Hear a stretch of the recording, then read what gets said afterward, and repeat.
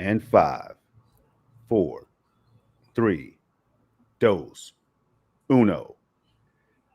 Everybody, what's going on? It's your boy Project Storm, and we're back with another episode 16, that is, of the Revolutionary Podcast, the Revolutionary Gaming Podcast, because we talk about pretty much all things gaming, but mainly so the cloud.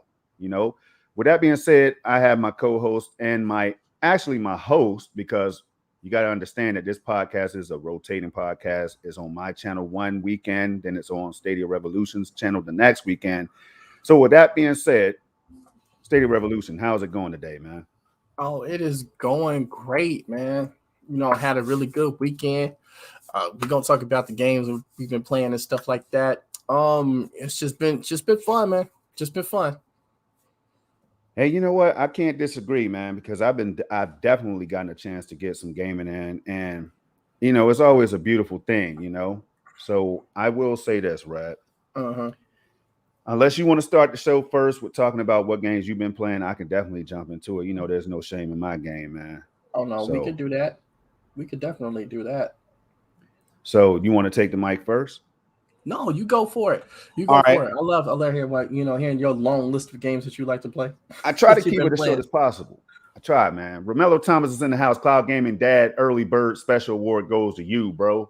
What is the deal, man? We got Project Storm. That brother's so cool, so fly. We got Stadia Revolution in the building. It's also a cool brother, y'all. Can't keep tabs on Red, man. He's too savvy. You know what I mean? He's always one step ahead of the opponents. Facts. Fiction. So, with that being said, Geek the Sneak is in the building, man. We got Roger, man. Anytime you see Geek the Sneak show up, Romello Thomas show up, Cloud Gaming Dad show up, Roger show up, man. Christopher Torres up in here early. You know it's about to go down. If you can't tell the excitement in our voices right now, sir, just stick around. Just stick around. We got some stuff for y'all, some eyebrows raising stuff. Little Tortilla Boy is back in the place. I see you around, brother. I do see you around in other shows. So I know you've been doing your thing, man. Stadia fam is here for Life Pro Resonance in the building. We're going to be highlighting your comments all show, guys. So make sure you pay attention and drop your thoughts as we go on.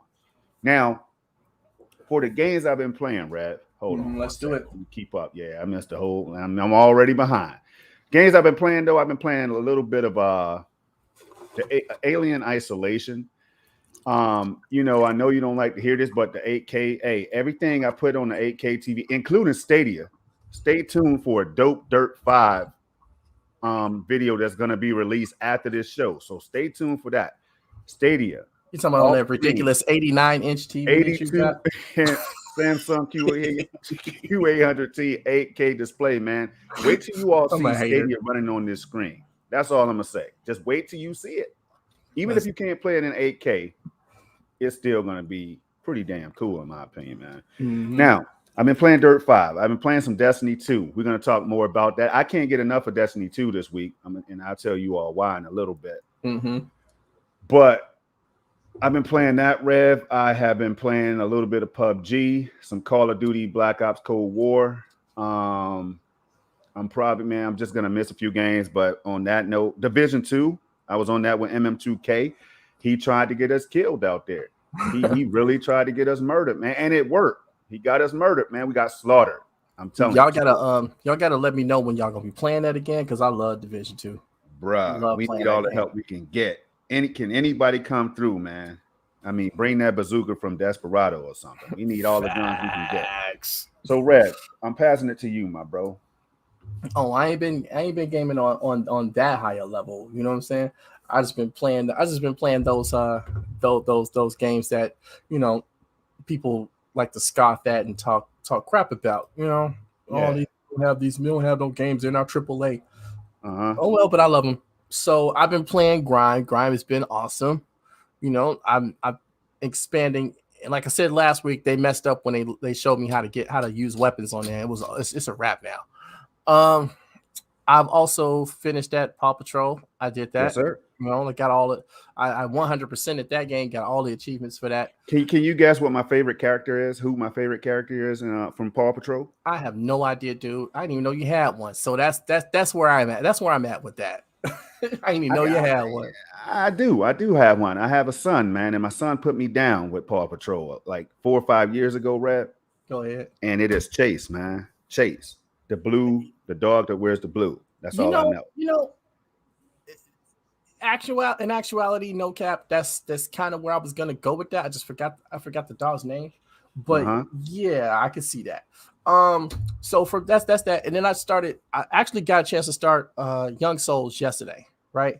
So I was going to start it the other day. I was going to start it Friday, but I got the meeting time mixed up.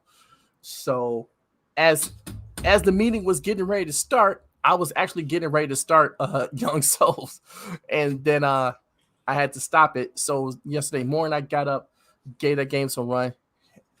Yeah, that game is fun, and we're gonna talk about that. But yeah, so that's what I've been doing. I just been working through those games, trying to get through them and seeing where they go, and they've been really really fun. So yeah, Michelle Parks is in the building. You know what I'm saying? Anytime you see Michelle Parks, y'all, get ready for it. Because I'm telling you right now. See, the thing about this chat is that they might as well be on the show. And if I had the paid version of StreamYard, shame on me. Rev does. I don't. If I did have the paid version, I would invite y'all on. We'll have a special show and invite some of you all that's always in the chat who are not afraid to invite people on still, though. Huh? I can invite up to what? I think 6 people or something like that. Hey, maybe we'll do that one day, man, because definitely we got to. Look, why wouldn't we, man? It's the Revolutionary Storm. Anything goes down. I the thing is, this show survives and thrives because of the people that watch it, and because of the chat, and just people participating and interacting with us and having a good conversation even amongst themselves and even with us. And we always try to give you guys a spotlight, because like I said, without you guys we wouldn't be here. That's right. So this is not only just a project that me and Project Storm came up with, an idea that we came up with last year after a few test episodes that we did last year, where we coined the name the Revolutionary Storm and all of that stuff. This is a project that we wanted to do because we wanted to be out there for the crowd and out there for the audience, because people like us together doing this type of commentary. So we're here for us, we're here for the views, we're here for the subs, but we're also here mainly because of you guys. So he ain't lying. The boy ain't lying. So this is not just our show, this is y'all show too. like CGD right here, the other 3 most notorious letters in all the Stadia community. CGD, aka Cloud Gaming Dad, is out here doing great work out here. This is what we do. We give people their flowers right when they're, right as they're earning them. So some people might not get no damn flowers because they don't deserve them. That's why.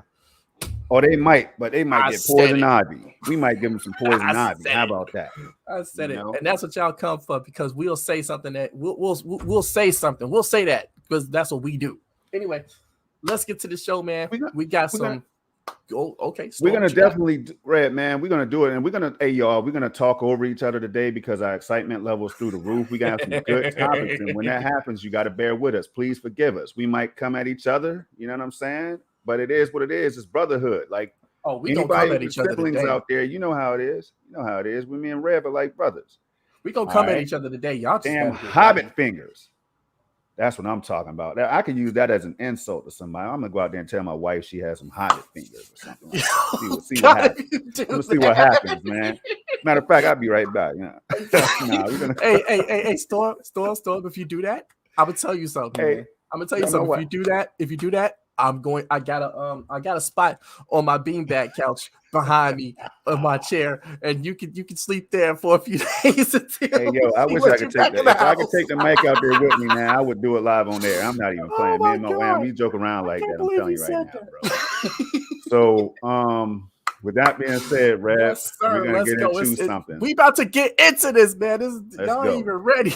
Community blog. You all have heard about it, but you haven't heard TRS speak about it. You know what I mean? The Revolutionary Storm, y'all. If you start hearing that acronym, you know what it is. So let me go ahead and set this up real quick, Rev.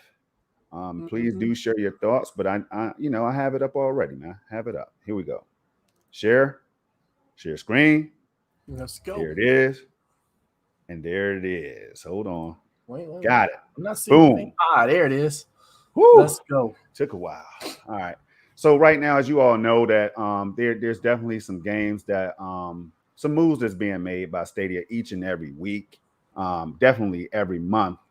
And some of these moves, to me, they mean a whole lot to the platform, no matter how big or small we perceive it to be. Right. It shows signs of growth when it comes to this platform, man. The game catalog, Rev, the diversity of games. Yes, sir. The amount of games you can claim for free. Yes, sir. That part. I tell you what, I'm gonna spit some bars real quick. Hold on, man. All right, okay. Let's go. Y'all, listen up. One thing y'all gotta do is respect my name. You don't respect my name, just respect my game. You don't respect my game, you better respect this flame. Hot bars coming out. You know it's the same. Barology. As I speak. Yo, check it out. Me and Red, we ain't no freaks. Hey. Stop. That's just elementary bars. Now, what I'm really trying to say here, y'all, is that Stadia's out here dropping games. That's what it translates into. You know what I'm saying? Stadia's out here dropping games all the time. And me and Red, we're here for it all, as Red would say, man. We're here for it all. Mm-hmm. So you can claim these games on Stadia Pro, games that you may not ever think about. You could just instantly boot up. You don't have to install. See, people are still using that word install, and we'll get into that a little bit later. And there's no install. A weird thing. Right, Red. But see, I understand why people still use that terminology, man, because cloud gaming is a shift. You know what I'm saying? It's like something new, bro. It's kind of like if we were to see a UFO hover over our house right now, we'll be like, damn, is that a UFO? It'll be, oh, wow. It'd be something foreign to us, man. So I think that's what cloud gaming can be compared to, a UFO. What are your thoughts on it, man, when it comes to Stadia Pro and all that? Man, I'm going to go a different route with that. Just because of the experience that we've had. And this is a little bit of a shout to that someone that's that's someone that's in my life right now. This thing has been a roller coaster, and it is a roller coaster. There's going to be some ups, there's going to be some downs, there's going to be some twists and some turns and some loops and all of that. But in the end, when you get off that ride, you'll say, "Damn, that was fun. Let me get back on it, and let me come back for more."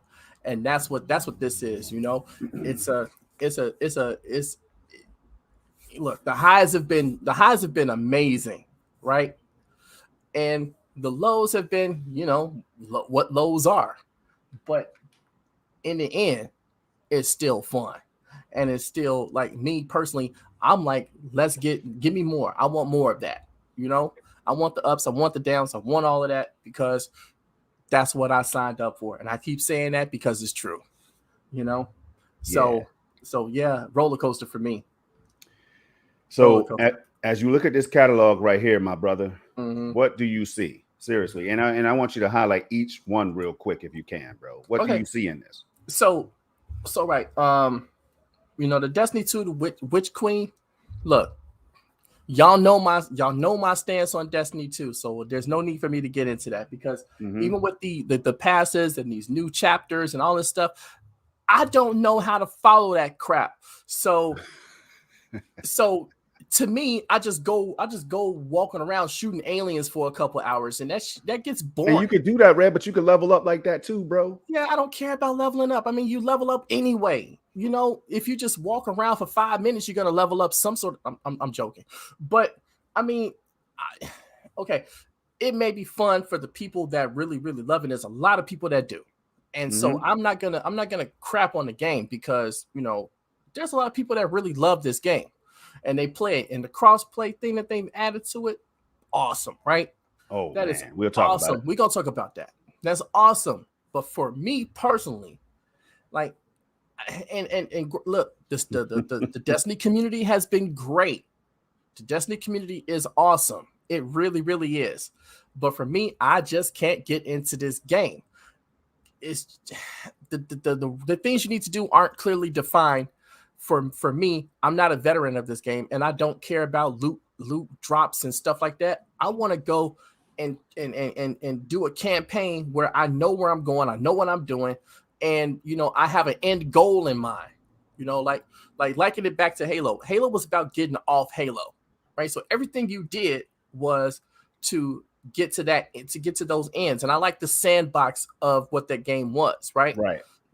That you have this level, this is this sandbox, you play in it, and then you figure out what you need to do as you go along, and you get guidance along the way from Cortana and all that stuff, right? With Destiny, you got this little thing on the screen, you got a little marker and stuff, but really once you kind of done with that, you can be following that marker, and then it's gone.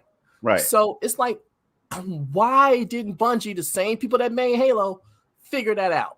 I don't understand. For me, as a veteran Halo player, this is a spiritual successor to that game. Like, why wouldn't they make it just a little bit more like that for an individual single player campaign? And then if you want to do like a multiplayer thing, a team up raids and all of that stuff, you still have that option too. So, but kudos to them for opening up the cross play and all that stuff. So now even more people can on Stadia can have more people to play with across PCs and consoles and stuff like that. I think that's an awesome idea, and it could be one of those things that actually draw me back in, to play it, because I haven't played it since February of last year, really. So it could be one of those things that draw me back in. But if I'm standing around shooting aliens for 2 hours, it's gonna get boring again. Watch Dogs Legion. The thing that I was really I'm really excited about this one is the Legion of the Watch Dogs Legion of the Dead or something like that they talk about in here, where you get to team up with 3 people or something like that, and you get to stave off the zombie apocalypse or something like that. And y'all, I think that's awesome. I love shooting zombies. I do. It's fun. I did that on Call of Duty. What was that? Warzone. Yes, I did that. They had the zombie option. Yeah. so that was like, okay, now that's a reason for me to jump in this game, because I'm still debating it, as far as what I want to do. But yeah, I'm really excited about that. Wave Break I already have. It's fun. It's a huge learning curve. It's a huge learning curve, but it's still a fun game. Little Big Workshop. I've seen the trailers in that. Shout out to John Scar, because he just posted the trailer on his YouTube just as we was getting ready to go on air. He did this, so this is all recent. And then Darksiders 2 Definitive Edition. I love Darksiders Genesis, and I feel so bad that I haven't played that game in so long that I need to go back to it. And so this coming next week, right? You get Darksiders 2, you can claim that. Man, look, I saw the trailers for that because John Scar actually posted a trailer for that, and I think he did for Wave Break too. So shouts out to him for all of that. Man, look, all 5 of these games are awesome options. You got 3 pro games you get to claim for free. You're gonna lose 3, and then you got these 2 games that you have to pay for. But shoot, man, what you getting for it? Yeah. It's awesome. This is a huge blog post this week. That's just my opinion on that. You're absolutely right, man, Rev. And to sum up my thoughts on all the games, everything you said, and they're fire. You know what I mean? Like, they're fire because different people, like Cloud Gaming Dad in the chat was just saying how he was looking forward to spending hours on Little Big Workshop, right? Yeah. Somebody else in the chat might not be looking at Little Big Workshop, but they might be looking at Wave Break or Destiny 2, playing a lot of time on that, or Darksiders or whatever, because they never finished it, or Watch Dogs Legion, a game that keeps on evolving and getting better with time. So I'm looking forward to all of them. I can't even lie to you, bro. Any game that comes out and bolsters my library a little bit more, where I have another game or 2 or 3 or 4 or 5 to play. And Rev, the back catalog is really crazy right now, bro. We talk all this noise about jumping on these games, Red, but in actuality, man, none of us have time to really play all the ones that we want to play. But it's okay, Stadia. Just keep piling them up, because it's kind of like, what's the name of that food that you eat when you're in the mood? Is it mood food or something? Comfort food. Huh? Comfort food, something like that, man, where you just had that taste for, like, I sure could use a nice chocolate. You know what I'm saying? So you go get you a chocolate, or man, I got a taste for some ice cream or whatever, or parfait or something. Like, you just go out and get it, you know? So that's what it like having a Stadia library like the one we have is like, man. Stadia Pro is no joke. And people keep asking about the value of Stadia Pro. Why $9.99? Like it's $999, Red. Okay. Now some people are not going to listen. Some people are not going to be able to pay that $9.99. I understand that, but some people can pay that $9.99, but they just refuse to because they're cheap. You know what I'm saying, Red? But what are your thoughts on it, man? Yeah, I need to clarify something because I think because Chariot, you know I know this Chariot.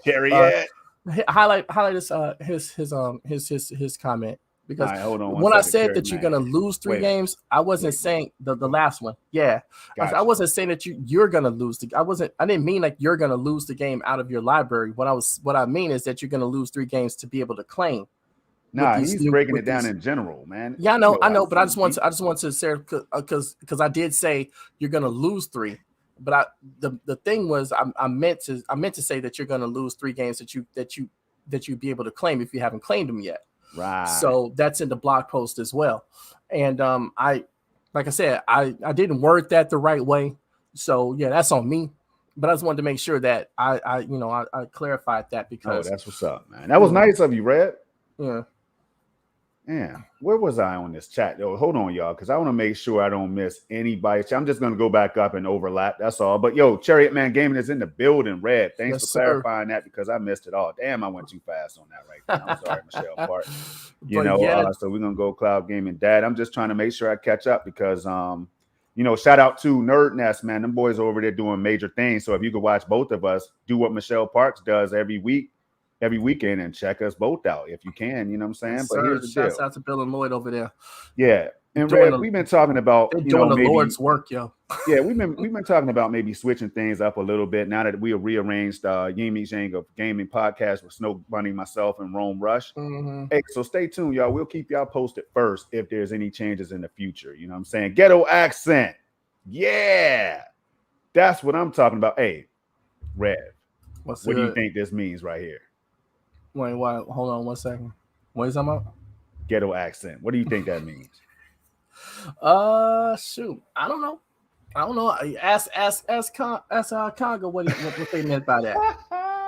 Ghetto accent is very necessary out here, man. I don't know what Congo means, so I'm not gonna go in too heavy on Congo right now. Because I can. But if that's what I have, I take pride in that ghetto accent. I could throw in my ghetto accent if you need to. Might want to learn a little bit. Might want to learn a little bit. I don't know what Congo mean though, so let me go ahead and chill. All right, so here we go. I could definitely bring out my South Side of Chicago hood accent in a minute. Revolutionary Storm is Revolutionary Storm. That's the thing, man. You know the facts. So we're gonna put that out there first. But check this out. We highlight everything though, y'all, as y'all can see. Just don't get out here talking about my mama. Then I might have to come find you. But Michelle Park said these September games will look good on that 82-inch TV. Rev. I didn't know she was gonna say this, bro. Are any looking the best? Also, Rev sounds wildly different. New mix or new mic. I can tell y'all what it is, man. Hold on one second. I'll tell y'all what it is. Either way, it is much better volume leveling wise, sir. Rev had this fetish for going out and trying new electronics, man. Like, so I guarantee you that Rev right now is he just copped a new microphone, man. No, I didn't. I ain't bought no new microphone since I bought the Snowball. What do you mean? This microphone has been the same since. Same from last week, the week before, the week before, and the week before, and the week before that. I don't know. I guess my computers decide to be to work with me. But I appreciate the recognition. Thank you. Yeah, you do sound kind of clear though, man. You know what I'm saying? You do sound clear, but hey, we're gonna keep on moving. I don't have the AC on in the background, so that could be a thing too. Yeah, I don't have mine on either, so that could be contributing to it as well. Cherry Man Gaming, the only games you lose if it says is if you ain't subscribed to Stadia Pro, or if you subscribe to Stadia Pro and haven't claimed it. That's right, Red. That's right. So now, Still Exec is in the building, y'all. We're gonna keep on breezing through. I want to make sure I get all this chat. I am going too fast, bro. See, I have this thing where I want to move to the next topic, but then sometimes I go too fast. If I do, I apologize. See, I said, but that's why I wanted to clarify, just because of the comments you highlighting, people saying you won't lose it. Because I want to make sure people understood what I meant by what I said, and not that what I was saying was a literal thing. Yeah. So I'll say this right here. Let me see. Michelle Parks. It's interesting starting a YouTube channel. Hold on. Website, interviewing and highlighting cloud gaming personalities and devs. That's the long plan. Michelle, you need to get out there and do it, though. Seriously. I mean, I will definitely stop by, hit that subscribe button. No problem. I think everybody in here. Hey, we could do this. We could do this. If you got, a microphone and stuff like that, we can just get you on the show one day and we can just talk. And we can talk about it. Just come out here, see how you sound, let your daughter check, she'll be honest, your high school daughter, she'll tell you the truth. They always do. No, we'd love to have you on the show one day just to come out. Because you know what? I'm gonna tell you something. I talked to Michelle, and we're in relatively the same area, but just a few hours away. And she has a really interesting background, so she would be a great interview. Just to come out and talk, and how she got into cloud gaming and all this stuff. I mean, just how she got into Stadia and everything. I think that would be great. So Michelle, look, I'm gonna reach out to you, and we're gonna try and nail down one of these Sundays so we can get you on the show. And we just do, we'll do a Project Storm and Stadia Red. We'll just do a interview with you, and we talk some cloud gaming. We just for a segment of the show, and you could be a part of this and see how you like it. Get your feet wet. Now, for all of you out there, what about me? Hey, y'all got the invitation too. Now, you got the invitation. We just have to schedule things, and we might have guest day, Rev, or something like that, man. So just stay tuned. Yeah, that's not a problem. The show is still kind of new, so we're still figuring things out. We're only in at 16 episodes in. Damn. So, all right, we got this. So, I'll tell you what else we have. Yeah. We have this, Rev. Stadia Pro game. See, I learned from you, man. I learned from the best. Yeah. All right. So as I pull this up, Rev, is there anything you want to talk about when it comes to the September pro game catalog and all that stuff as I find this link? Yeah, we were saying something earlier where before we went live, I think, and this is just my own personal opinion, I know a few people may agree with me, and most people don't agree with me because, fuck whatever I got to say. You are Rev, because you're Revolution. REV, son, y'all better recognize. Anyway. Watch that language, man. So get the jar out. Okay, my bad. My bad. No F bombs. Get the jar out. No F bombs. Anyway, so I think that they announced these games a week earlier for two reasons. One, and I could be completely wrong on this. The first reason I know I'm right on is that if they'd announced it on the normal time that they do, it only been like 24 hours before those games went live on Stadia, because next Tuesday is August 31st, and they would have went live the next day. But I think they announced it earlier to get ahead of that, and plus, to get ahead of that, also to get those out of the way, so that maybe a mid-month pro game may drop, possibly Arc. Right. They still got a couple weeks left in the summer, before summer is done, even though September 1st is a meteorological fall, but technically, they still have till September 21st before the fall starts, actually. So there's still time to get it in the summer season. So we'll see what happens. But I think they got that out the way first, just to make room for that. All right. So we're not talking Stadia Pro games. We already covered that, of course, y'all. We're going to move on. We're going to move on to this right here, because I got mixed up. Created two banners that's the same damn thing. So with that being said, we're going to move to this right here, Red. All right. So we'll stay tuned, people, while I pull this up, because this right here was something I found very interesting, and I didn't know anything about it. So let me find that real quick, and I'm going to throw it up there as soon as possible. All right. And 3, 2, 1. I lied. Give me a couple more seconds. Give me a couple more seconds. Here we go. So Michelle, I gotta hit like 10 buttons, man. Why are you doing that? Michelle Park said you're dropping bars like DMC. Shouts out to Run DMC and Daryl McDaniels, man. You know he makes comic books and stuff too. He's awesome. Look. Hey, you're absolutely right, man. RP. See, she digging at her background, but she don't want to tell y'all that. But she digging at her background. When we get on the show, we gonna go into all of that, you know. So she has a very interesting life, y'all. So what you got going on, Storm? So right here on the screen, as you can see, y'all might be familiar with this guy right here. If you don't know who this is, if you don't know this guy right here, he's only one of the best dudes out here in the community. Where y'all find that dude at? Especially in the Stadia community, y'all. Like John Scar is always doing big things, always giving back, man. Follow him on Twitter. There's no excuse. Right here, here's his page. I mean, that's his Twitter handle and all that stuff. All the information you need is right there. So check him out. But right here, as you all can see, he dropped a tweet on the 24th. Says a bit of extra news not included on today's TWOS blog post. All right. And then he used the hashtags that you might be familiar with. Okay. So right here, Red, let me click on this. It says we're in the process of rolling out the Explore feed to users. A new tab within Stadia on mobile that allows players to view games, game captures, game states, and with state share, as well as trending games. The Explore feed integrates with existing parental content controls and is coming soon to web.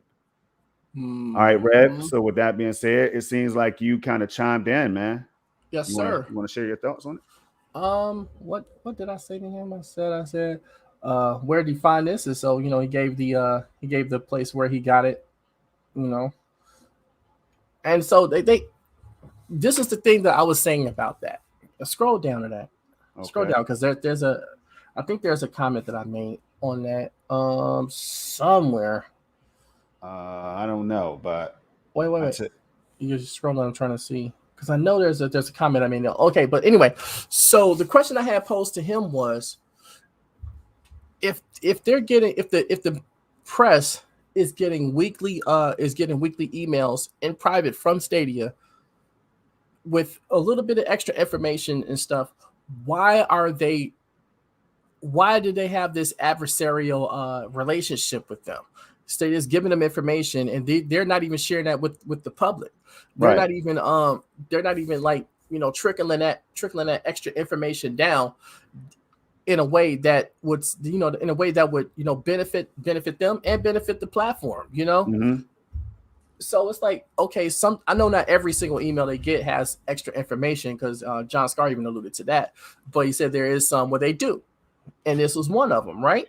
So if they have this information, then why haven't we seen any of these journalists and stuff talking about that, or at least making a passing mention of it, or even a tweet saying, hey, look, check this out, blah, blah, blah.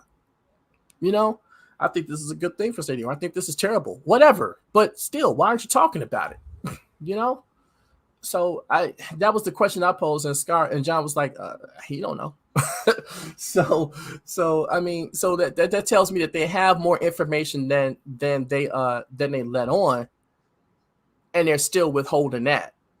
So when people get mad at us about talking about how these journals are in the way that they're reporting on Stadia, you know, that kind of justifies what we're saying. That's just my opinion. What you think, Storm?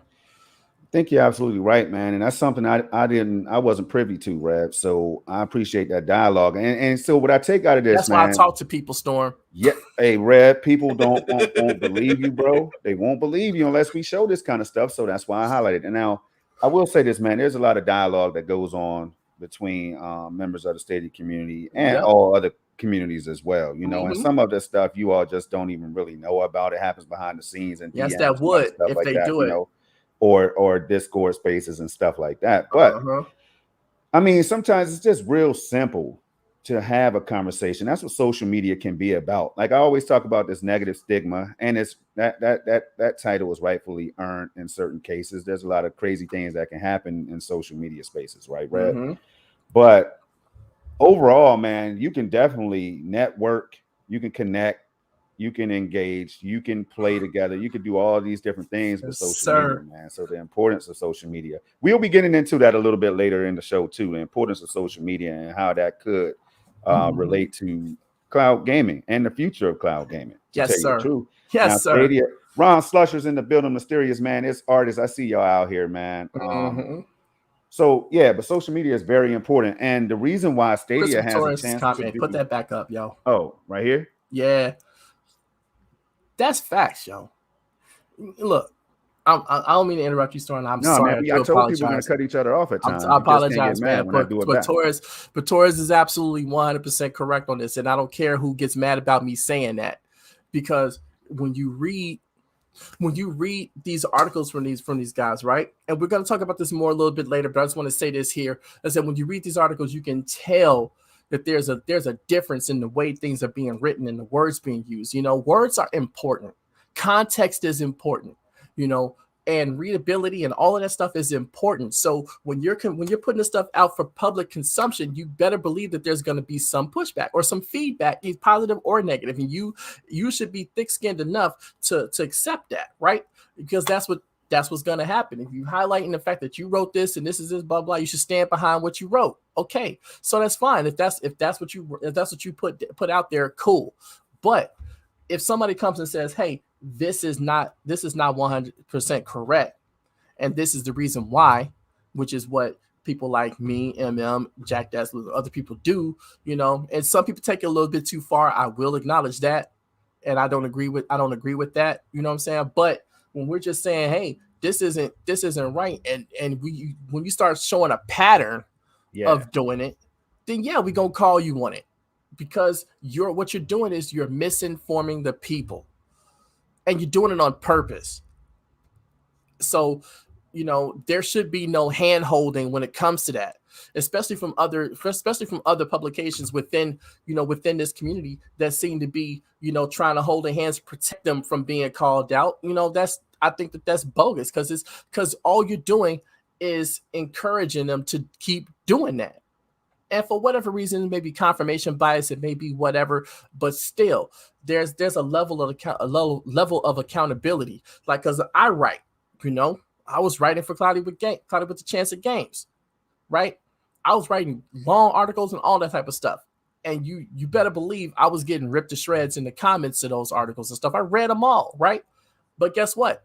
They couldn't dispute nothing I said. That's right. They couldn't dispute nothing I said, because what did I do in my articles? I linked sources. I quoted people. I did what I needed to do to make sure that what I was saying was 100% factual, right? So could nobody call me on that? Only thing they could say is I was a fanboy and I was this and that's and the other. They could just personally insult me. Which nobody. A shill. Right. And a shill. Yeah, because, you know, I got to. And, you know, I get that 0.02 check every single month from Stadia, from Google. You know, it's lovely we can spend that 2 cents, right? So, you know, it's just crazy. And like I said, I just don't understand why we get painted as these bullies and these, you know, and all of these other negative. I know why. Yeah, I kind of do too. But I mean, you want me to show it to you? Man, go for it. This is why. Bang. Ghetto accent by Conga. So anybody can write, even dummies like I hate you, know what I'm saying? Hey, y'all thought I wasn't gonna go in. Hold on, man. Let me show y'all how we do things, man. You can drop what you want to drop. Hey, look, we opened the chat, but did y'all really think that we were gonna let this slide in the Revolutionary Storm chat? Conga, come on, man. Come on, Conga, man. First of all, there's no such thing as a ghetto accent. Facts. But you got to be smarter. You know what I'm saying? You got to think harder. Bars. Second of all, Conga, it's people like you that come up in here don't clarify. We gave you opportunity to clarify like 10 minutes ago, but you didn't. So now you got to take this heat. You know what I'm saying? First of all, you can stop by the show anytime you want. Anytime. We're going to take it easy on you. Other people have gotten destroyed. So you don't want to get destroyed. We want you to come back, man. We welcome everybody. Come back, but you got to clarify when you do come back through here, because you're going to have a lot of people breathing down your neck. That's what you don't want. You know what I'm saying? You don't want us looking for you out there, Conga. So next time you come through here, say good morning, Storm. Good morning, Rev. Or keep your ass up out of here, because this is what's going to happen every time we see you from now on. So Feel free to come on back, hit that like button and all that stuff, Conga. We'll be here. Hit the dislike button, whichever one. Hit that dislike button, man. Make sure you do what you gotta do, but don't come up in here. Make sure you block me on Twitter. He thought our feelings was gonna be hurt, Red. We've heard worse, man. We're not gonna get into it because I know I don't want to get you all ramped up, Red. No, I ain't ramped up. You know what I'm doing on this end of the microphone, man? I'm smiling. This shit is funny. But anybody can write for the S-bomb. Even Conga, man. Remember that, y'all. But you know what? Look, I what I know is Christopher Torres is right. ELCN U. I don't know what else. I don't know how to pronounce that. Hey, we will get the correct pronunciation. He's right. Jay Smith is right. My brother's always showing support and love, man. I don't know why I'm going by MM2Ks. Like MM2K is the one that says Elk New, man. That might be nowhere close to what. I don't. It's all the initials anyway. And then Michelle Parks, she's right. So you know, I'm just saying. I can't be too far off if this many people are sitting agreeing with us, right? So I'm just saying, it's like the thing. Remember I said before, it's like there's not even writing articles. It's basically like blog posts, you know, and passing them off as articles. And these are just opinion pieces, but they're presenting them as factual, you know, fully researched articles that, you know, you should definitely read and believe and consume. Absolutely. No, these are blog posts by people that have an opinion. And I think that's how they should be, you know, reporting that, saying, hey, this is my opinion, blah, blah, blah. And, you know, we can accept that because opinions are like, you know, that other part of your body, the exit part of your body. Everybody's got one. So, you know, that's not a problem, but just state that this is an opinion and not present these opinions as facts. I agree. That's all. I agree fully, man. Well said. And you all in the chat, you've been doing your thing. You know, please keep that up because, again, this show is not just about Rev and I. We highlight these comments for a reason. Sometimes you all open our eyes to things that we don't think about during the week, but you listen to our podcast all the time. All the time. The least we can do is highlight what you're saying as well. You know what I mean? That's the least we can do. Mm-hmm. Now, the most we could do is let Rev go ahead and drop y'all a $500 gift card to your favorite store. No. Wait, what? We didn't discuss that. Hey, bro, nah, man. The people know what's up, man. Me and Rev, we do this thing for free. Free 99. Just like what? What costs free 99? Rev? Free 99. Stadia. Now, why did we put the 99 on it? Because the 99 is cool. Think about it. Every console that releases is either $399, $499, TVs are $999, $3,999. But first of all, you can't say free 99 without giving the person that originated it his flowers. Well, I thought I originated. Nope, you did not. Who originated? Did not. Kanye West on his first album, College Dropout. They said it was on the song The Workout Plan. It's free 99. Free 99. That's my girl. It says a couple girls talking about the workout plan. It said the workout plan was free 99. Yeah, I do remember that. And shout out to Donda, man. I think Donda's out right now. According to what I saw from the homie Pablo out on Twitter, man, I think Donda has released. Yeah, he did a concert in Chicago and I heard it was awesome. So shouts out to Kanye West. All right. With that being said, y'all, as we do what we do, I'm going to pull up the next link to this banner that you see right now on screen, and that is Young Soul's review. Now, this right here, we're gonna have to highlight this the person that wrote this review. We have to highlight it. We had to give him his flowers. Okay, let me pull it up for you real quick. Because we've been going in on Game Informer. You can read it, Rev, or I can read it. You got it. You got it. Because I don't have. All right, here we go. Game Informer, y'all. Shout out to Game Informer. See, one thing you have to know about the Revolutionary Storm is we might critique something that you put out one day. I don't remember us having issues with Game Informer or whatever. You know what I'm saying? They did something. I think they had an article that was up there from someone else. I think that tried to review the game, but they spent more time bashing Stadia than they did reviewing the game. I think it was from Game Informer. I got to check through that, but I thought that was kind of bogus.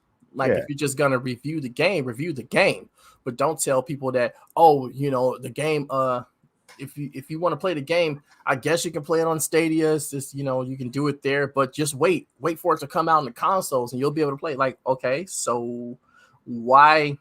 But thing is, if it didn't release on Stadia a day and date with everything else, then you would say, oh, is Stadia dead because it's not getting games day and date?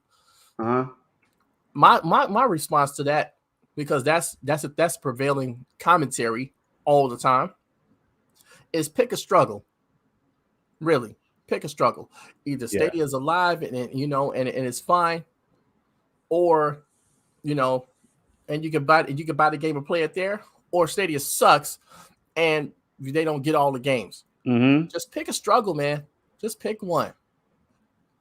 I tell you what, Rev, this right here, I can't wait to get into this because this right here was a well-written piece, and you will see the score at the end, so stay tuned, y'all. Here we go.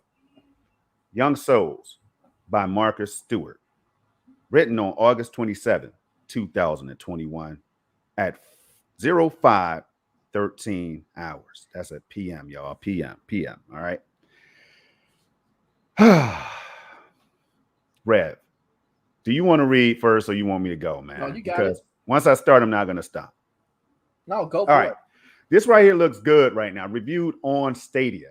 Damn, how hard is this to do for other sites, man? I just asked this question and I'm being realistic. Like, how hard is this to do? Because Stadia is a part of gaming.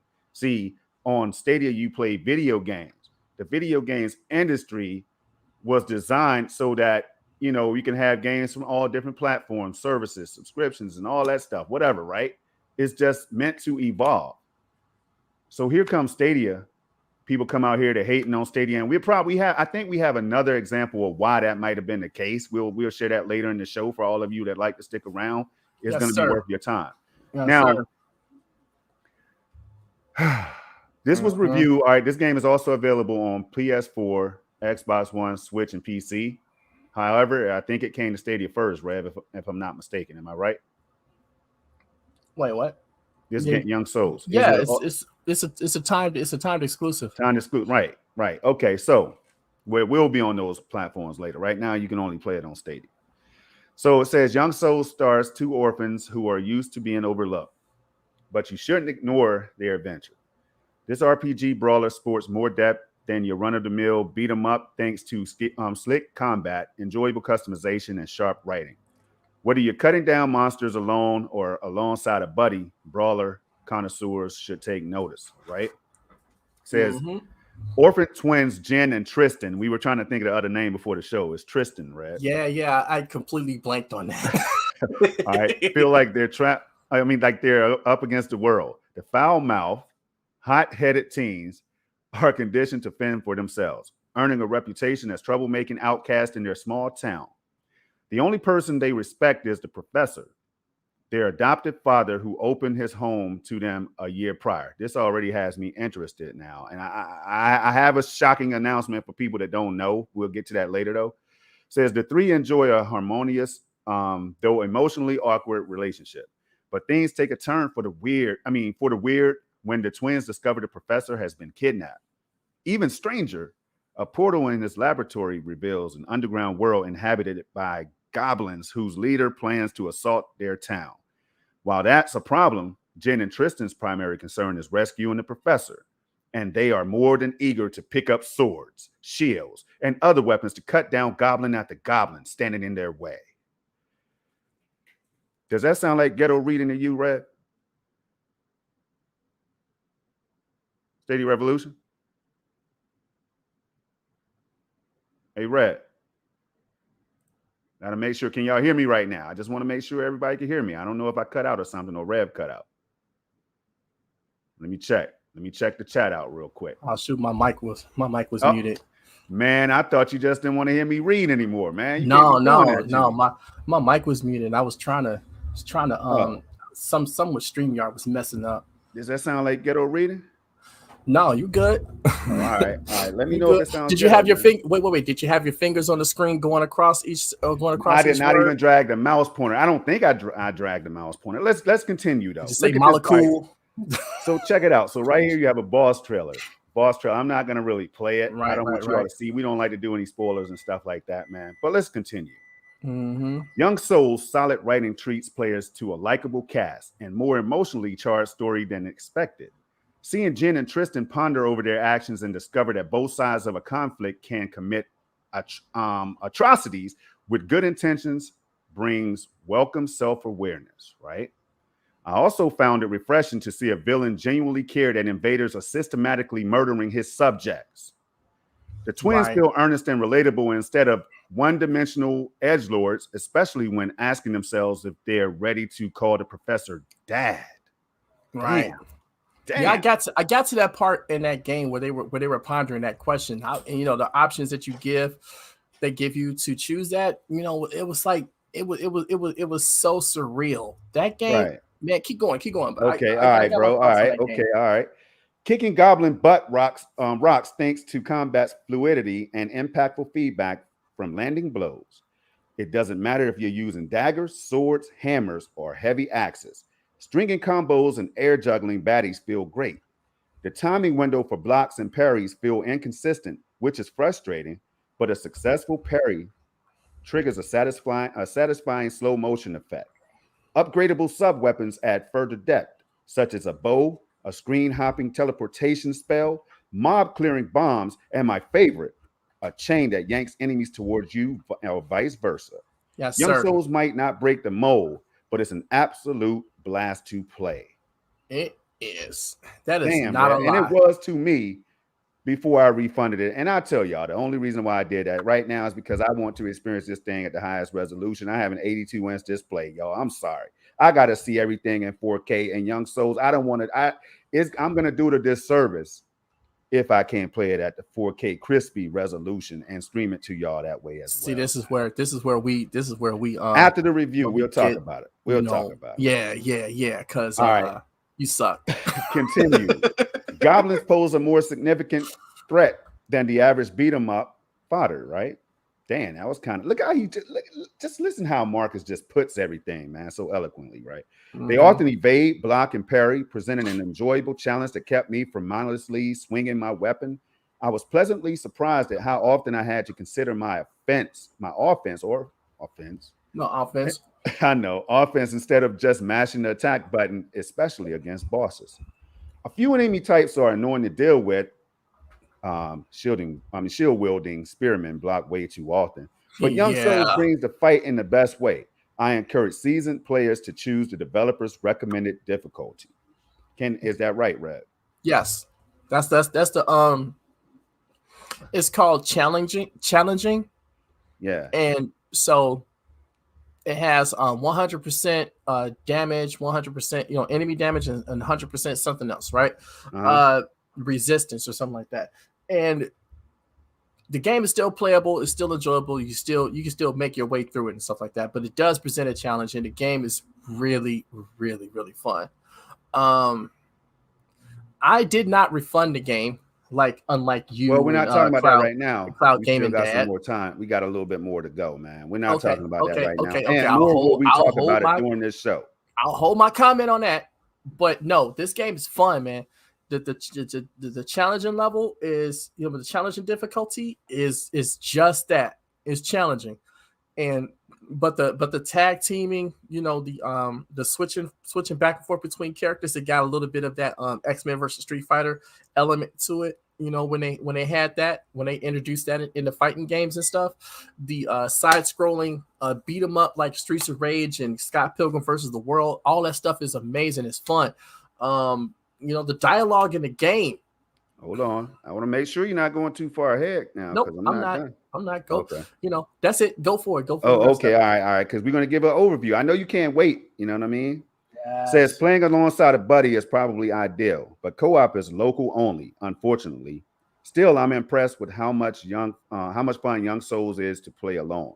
An awesome tag team system allows you to quickly swap between siblings at a button press, which you can use to set up cool combo chains. This is great for making dramatic split-second waves since each sibling has their own health bar and a limited number of revives. I like the fighting game strategy behind constantly tagging in and out to allow the other twin recovery time while mixing up your offense. That sounds dope. All right. Jen and Tristan initially play identically, but the changes but that changes in fun ways since each has their own weapon. I mean, their own loadout. Weapons and armor fundamentally alter their playstyles depending on their weight and type. For example, I had Jen emphasize swift attacks and evasion while Tristan became my death dealing tank. The game is at its best when you have two distinct twins to cover your bases against all threats. But having them both play similarly is a valid strategy too. My Gen's speedier build fared better against a slow-moving boss, so doubling up on that strategy helped me to take it down quicker. All right, Young Souls structure resembles a condensed run-based dungeon crawler. You'll battle your way through rooms of enemies to earn treasure, resources, and keys to unlock new zones and chests. Level design is largely straightforward to a fault. The game mixes things up with boss rush challenges and encounters against a legendary warrior who rewards a new weapon type each time she's defeated. The most imaginative level pits players against ghosts that you can only kill using a particular weapon.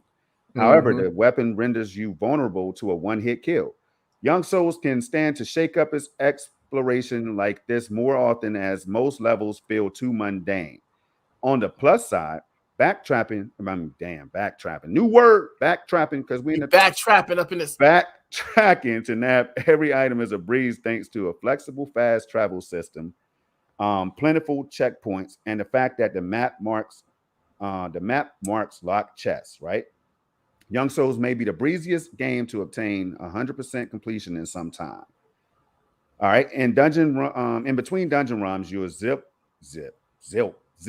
But all right, hey Red, can you take over right now, man? I need to drink. I don't have the article up. I need to drink some. Oh, okay. Oh, it says in between dungeon runs, you'll zip around town on your mope to sell items. No, moped. Oh, damn. Because I told you I'm thirsty. Now I'm starting to fall apart, y'all. It's a little bit longer than I thought it was before I started reading. So I got this zoomed in. Let me see. We're almost done. On your moped. I got it.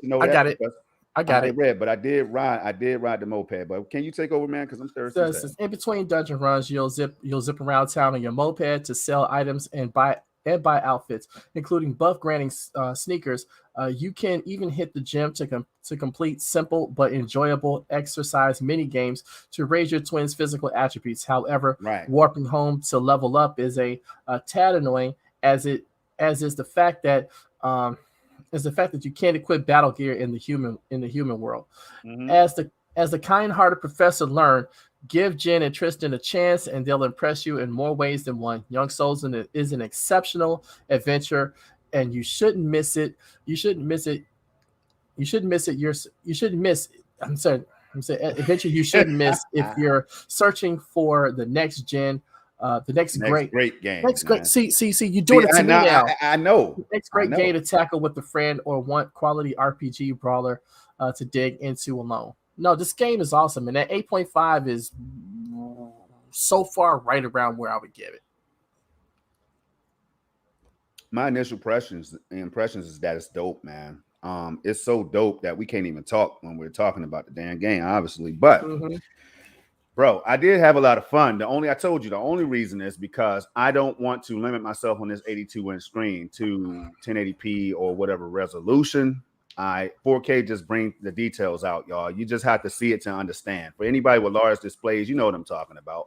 So that's why. So I'm like, okay, I'm gonna go ahead and I'm not gonna wait for it because I don't know if it's ever gonna come. I haven't heard any updates on whether 4K is coming or not, but I will jump into I'll buy the game right now. I hope that there's a mistake that I wasn't seeing 4K resolution. And I know 4K is not everything, y'all. I know this. I'm not one of those dudes that's like, you better play in 4K or 8K. Yes, you are. Yes, you are. Yes, you are. Don't cap up in here. Don't cap up in here. We ain't doing that. This is a no cap zone. This is the no cap zone.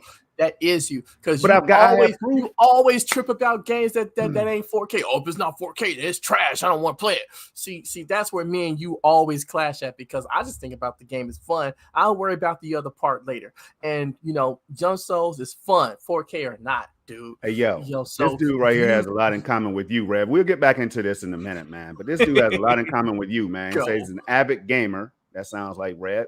Giant wrestling nerd. Sounds like Rev. And a connoisseur of 90s cartoons and obscure childhood references. The cat's out of the bagel now. Sounds like Rev. I ain't gonna lie. Rev, did you write this book? No, I did not write this. All right. No, I'm just playing. Marcus Stewart put that work in. That does sound like me, though. Hey, he put a lot of work into this one. I can't lie to y'all. And that right there is just a well-written piece because he gave his opinions and he put some of the shortcomings of the game in there as well. But you see how he did all that and still came to the conclusion that it was a great game. So he gave it an 8.5 score, y'all. Yep. I mean, are you serious right now, Red? This is what we're talking about. When we're talking about journalism and stuff, man, this is a good example of how you write things. It's not difficult. It's just so not. You know, that's a perfect example of how you review a game. You know, whether you like the game or not, you know, that's how you do it. You don't spend majority of the time bashing the platform that it's on because it's not available everywhere else, but you spend less time reviewing the game in the process. You know, and people got the person that wrote that article before wrote that article trashing Stadia while they were doing a Young Souls review. I think it was Young Souls. I don't even know right now. Look. All I know is they trashed the platform without reviewing the game, really. And people in the on Twitter was calling it out, saying, "Wait a minute, did you even review the game?" It's like I read the article, like, you know, it's like it would have been nice if you actually reviewed the game instead of trashing Stadia for it, you know, because it's not available anywhere else, and you know, recommend that people wait to play it on somewhere else, you know, but. If you want to play on Stadia, you can buy it there, I guess, but you know, it's Stadia, so why would you do that? Right? You know, it's like that's the thing we're talking about. So when you get this article right here, and he just talks about the game, makes no mention of, I don't think he even mentioned Stadia in the whole process. Man, you know, just talked about the game, how good the game was, or how bad the game was, and you know. But in this instance, he liked the game, and so he gave it a positive review. And you know, but he also highlighted the parts that he didn't like, which knocked down his score from a 10 to whatever to the 8.5. So that's how you do it. That's game reviewing journalism 101. How about other people try that? No, that's right. I mean, and it's just so easy, man. And we didn't have any problems with that, Rev. He even highlighted the platforms that it was on. Like some people can't put Stadia in there for some reason. We'll get into that a little bit later on. But it's to the point where people don't even want to mention Stadia, man. They don't want to mention it because of their fear. The fear of what Stadia can do. People out there playing Madden 22 on Stadia, yeah, it might not have the hundreds of thousands of players ranked and everything right now. But Madden still performs better than it does on next-gen consoles. And I have one, so I think I would know. Madden is, in fact, less broken than it is on any of the next-gen consoles. And wait, wasn't there another game that was on Stadia that did that same thing? Huh? Wasn't there another game on Stadia that was like that, if I can recall? I'm thinking back about 9 months ago, there was this little small, tiny little game that was released called Cyberpunk 2077. I think I might have heard of that. It was like a little unpopular indie game that somebody brought out, you know, after like 1 month of development. But read the chat when you're done. Okay, yeah. So I saw that. That's what I was commenting on. Anyway, so yeah, this little tiny game called Cyberpunk 2077 came out, and it was basically broken on every single platform except for PC and this other little cloud gaming platform that called Stadia, if you haven't heard of that. You know, yeah, so just saying.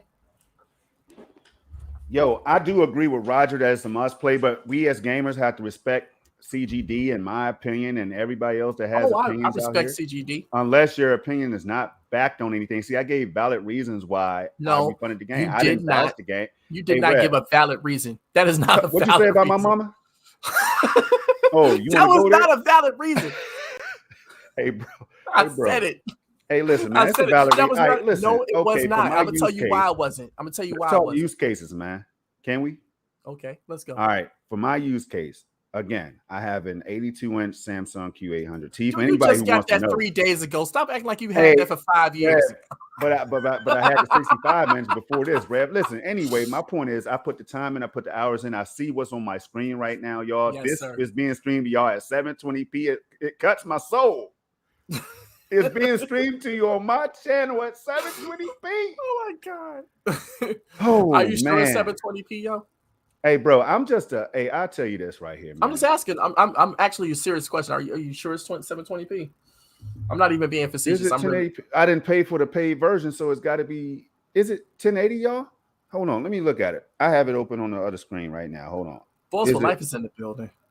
Hey, man, this is 720 peasant, man. No, I'm playing, y'all. I'm playing. Got it. Hey, check this out. I had to do that. Brad Sams. Shout out to Brad Sams, man. He came out and said 1080 peasant in one of his recent videos when he's talking about the 4K UI that Xbox is getting, and I ran with it. So shout out to Brad Sams, y'all. Check him out, man.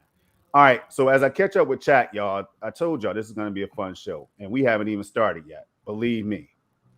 Next, after I catch up with this chat, we're going to get into something juicy. All right.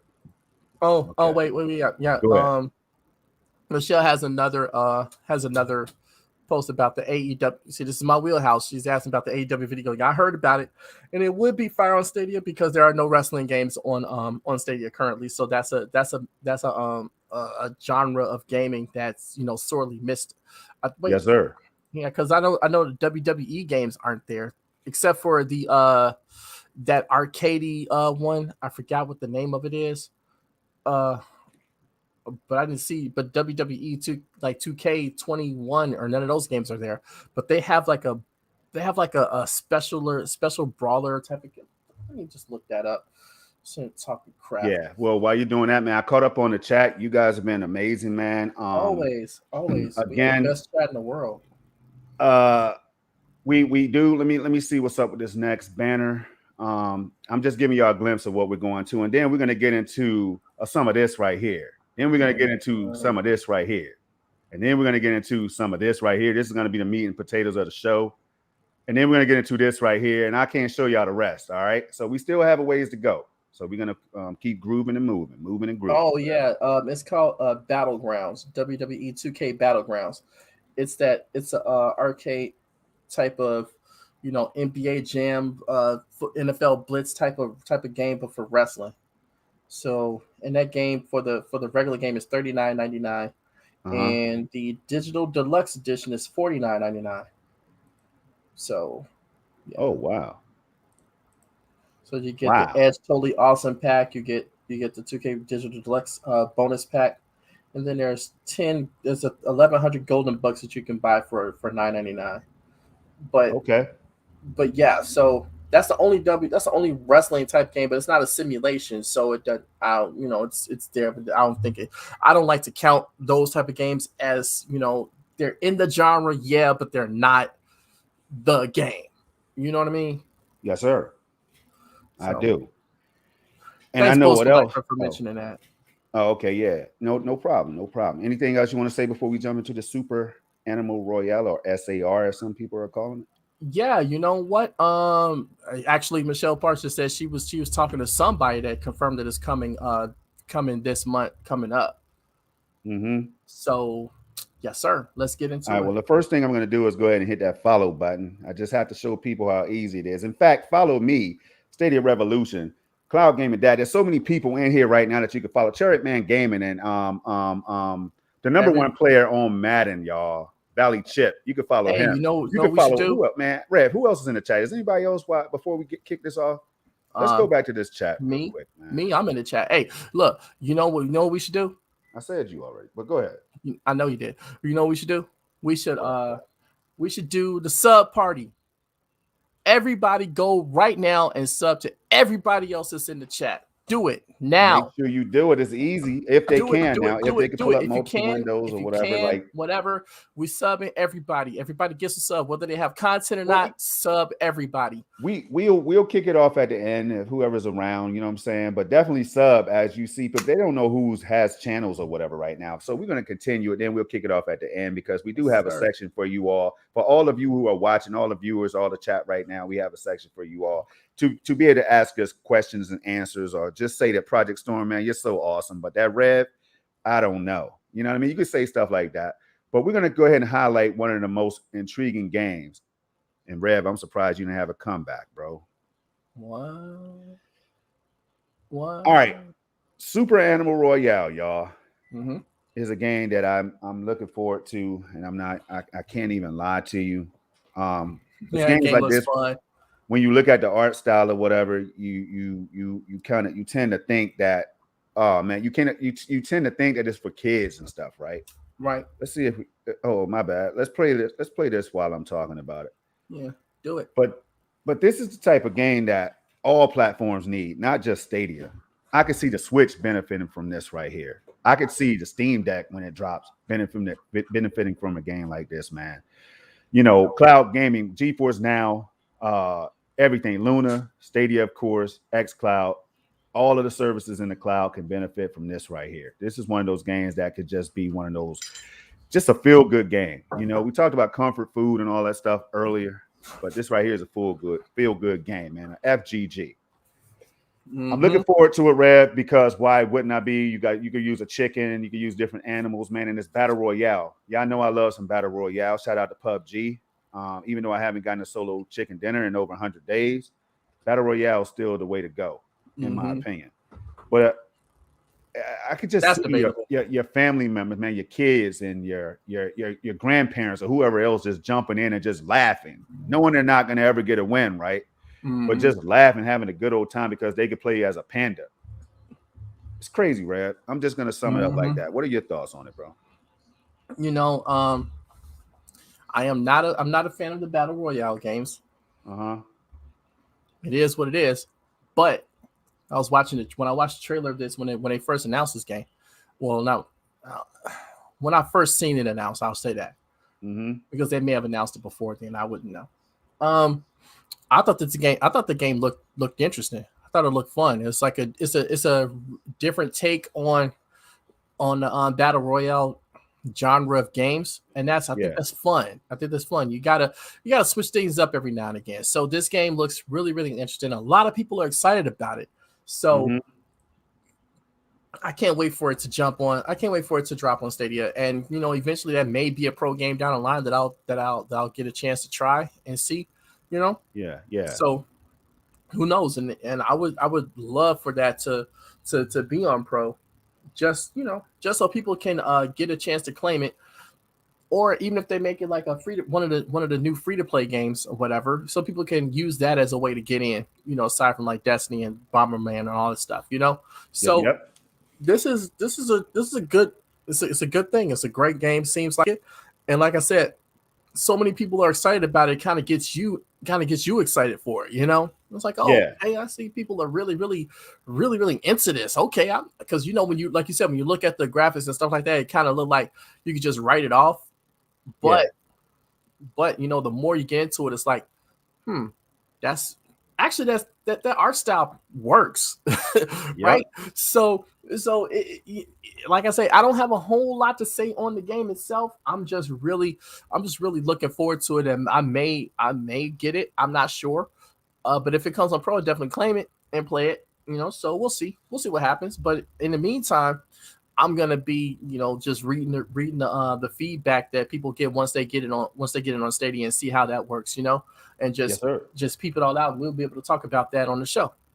I heard that, man. But look, so I just want to highlight something because, you know, like this right here is that love that we talk about. Wait. My bad. Cloud Gamer Dad and Mr. Bayram Plays says free. It's a free to play game. Ooh-wee. And that right there is major, y'all. That's major. You know, I already knew it was free to play. But I'm not going to help Rev, though, because Rev can swim on his own. You know what I'm saying? So with that being said, man, if you look at the love right here, you see that Wave Break follows them, you know, Modus Games, you know, these indie games. One thing about indie devs, man, is they seem to stick together, you know, and that's the beautiful part about it right here. You know, I got, you know, people I follow, man, the Gaming Advocate. I see he doesn't follow me anymore, but I still follow the Gaming Advocate, man. Shout out to the homie Chase. Y'all need to check him out, by the way, man. He's always driving content and all that stuff. But look, Rev, it's very interesting that you are not following the developers of this game. Can you do something about that, bro? Wait. Don't tell me I'm not following them. I am. Oh, you are? Yeah. You must have just done it or something. Anyway, but check that out, man. Pixel, I guess Pixel. I'm not sure how to pronounce Pixel Studios or Pixel. But check them out, man. They're behind the game. Because I could have sworn I did follow them when I first seen the thing. Well, let me check that out. All right. So while we're doing that, we're gonna go ahead and switch back over, and then we're gonna get into this right here. I'm not. Oh my God. See, I knew it, Reb, but come on, man. You're wasting the people's time, Reb. You knew you wasn't following. Come on, bro. No, I'm gonna follow the actual game too. All right. So with that being said, sworn I did. We're gonna move and groove. Destiny 2 crossplay, y'all. We're gonna talk about this briefly because you've heard about it already. We had an article to highlight, and I might be able to still find that one for y'all. Hold on one second. I know it was 9 to 5 Google, I think. Let's see. 9 to 5 Google. I hope this is the right one. Yes, it is. So we're gonna highlight this real quick. Right. Shout out to 9 to 5 Google, y'all. One thing you have to understand is that we talk about we disagree sometimes with some of these publications and these journalists and stuff, but that doesn't mean we hate them, Reb. We don't know them like you say, Reb. We don't even know them. How can we hate them? It's not even about that. It's about like us holding everybody accountable to putting out the facts or whatever to the best of their ability when it comes to Stadia or anything cloud gaming or anything in gaming in general. That's all we're doing, and people can do the same thing to us. See, that's the thing. We're not just throwing shots at people. We're not trying to just question somebody's livelihood and what they do and their abilities. Nah, it's that we're reading this stuff. So first of all, they should really be thankful that they have viewers like us or content creators like us, small or large, who are coming here to read their stuff, man. That's all. We're just trying to ask people to consider us as you're putting this stuff out there sometimes. Not all the time, because you can do what you want, you know, but sometimes, man, think about me and Rev and others out here in the chat who want to read, who comes by to read your stuff and share it with others, like the 1,000+ people at my job that I share different websites with when it comes to gaming, because they're asking me as the biggest gamer in the building, Storm, where can I go to learn about Stadia? Well, you can go here, you can go here, you go there. Right. You know what I'm saying? That's what it's about at the end of the day, man. So all the journalists who put that work in, shout out to y'all. You earn all the flowers for doing what me and Red don't do on a daily basis. So Red, do you have anything to say as we highlight this real quick? Man, look, like I said before, I don't have no issue with, you know, the publications or whatever. I just want them to be, you know, be transparent in what they're doing. You know, because some publications have a bias and a lean towards other, you know, towards platforms and don't necessarily give them the doubt and the uncertainty in their writing that they levy at Stadia. Right. You know, and it's like it's what's the word I'm looking for? It's kind of ironic when you consider, you know, some of these publications and where their bias kind of leans, and it's like, wait a minute, hold on a second. Just looking at the name, it kind of will suggest that bias is one way when it's actually the other. You know, and so people see that and they pick up on that. And it ain't just been me that's been saying it. It's been other people saying it too. And it wasn't because I said it or you said it or MM said it or anybody else said it. It's because people are reading it just the same as we are and reacting to it just the same as we are. So, you know, when we say, hey, wait a minute, hold on. Why are you sitting here putting it this way? But when it comes to the negatives about these other platforms, y'all don't even talk about that. Absolutely. So it's like, if we're going to do this, be fair across the board. Be fair across the board. Have some objectivity. But like I said, get into the meat of this. Like I said my piece on this earlier. The crossplay for Destiny is a great thing, you know, on the Stadia side. It's also a great thing for the game in general, but it's really more beneficial to Stadia because, as we know, Stadia has a smaller user base. And so sometimes it may be a little bit difficult to get into matchmaking if you play that way, you know. So and it may be, you know, difficult to find raids and stuff like that. That's where you got to join discords and different community blogs and community Facebook groups and stuff like that, so that you can organize with those people, because there's a lot of people in the Stadia Destiny community that would love to guide people through it and get them on and onboard them with the game. I had people do that for me. And even sometimes when I'm playing, they could tell that I'm new and I don't know what I'm doing, so they will guide me through the game. Like I say, the Destiny community is awesome, you know. So there's some people that will hold your hand as far as getting you through the game. But like I say, for me, my personal experience is it just wasn't all that great. But there's people that absolutely love this game. And so getting crossplay to play with more people across different platforms, there's no loss in that. There is no loss in that. That's all a win. So I'm happy that Bungie made this thing possible, you know? Yes, sir. Even if I don't ever play the game again, I'm just glad that the option is there, you know? So maybe I do go back to it one day. Maybe I do. Maybe I don't. Who knows? But that option being there, you know, that means that I'm going to have more people to play with if I choose to do that. And I think that this should be a thing that more developers embrace. You know, this democratizes gaming. You know, this gets us closer to that Oasis thing that we used to talk about all the time last year, that whole Ready Player One thing. You know, when you democratize gaming and just allow people to play the game together from no matter where they play the game. I mean, that's just beautiful. That's just beautiful for gaming, because that's what we've been wanting since, you know, there were multiple consoles back in the 70s and the 80s and the 90s and the 2000s and the 10s, you know? Yes, sir. So to have this in 2021 and stuff like that going forward, I think you got to embrace this. So people like EA, 2K, all these other people that make games that people you know, that have, like, you know, multiplayer options on them, that should be a default setting. That should be the first thing that they think about. Crossplay, cross progression, all of that stuff, you know, because what happens, the games are just more fun when you have more people to play with. You shouldn't have to, you know, buy a box to play with Xbox players or play with PlayStation players. You shouldn't have to buy a $2,000 rig to play with Xbox players or PC players or whoever. You know, you shouldn't be closed off into those things now, you know, because everybody has some different way of playing. And everybody has some different option, whether they're on the go, whether they're at home, whether they're on a PC, whether they're on a laptop or tablet or whatever, right? There's just so many different options that people have to play games and so many different endpoints that people have to play games. So opening those games up to everybody, no matter where they get the game from, is just a win for gaming as a whole. Yeah, that's real. It's real, Red.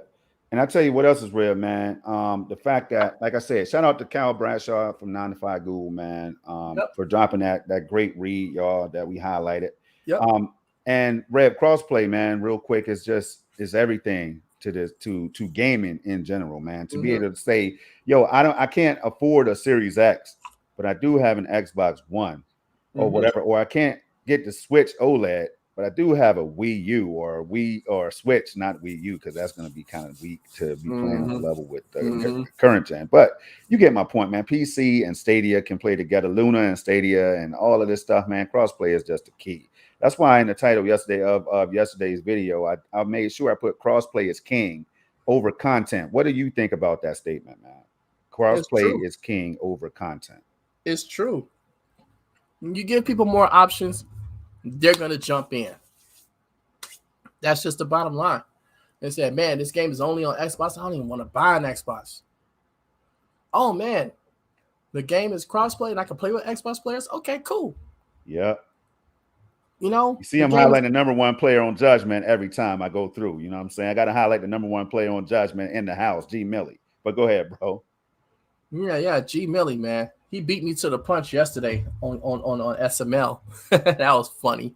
Oh, Mr. Bayham Plays gets the Storm Award for the day.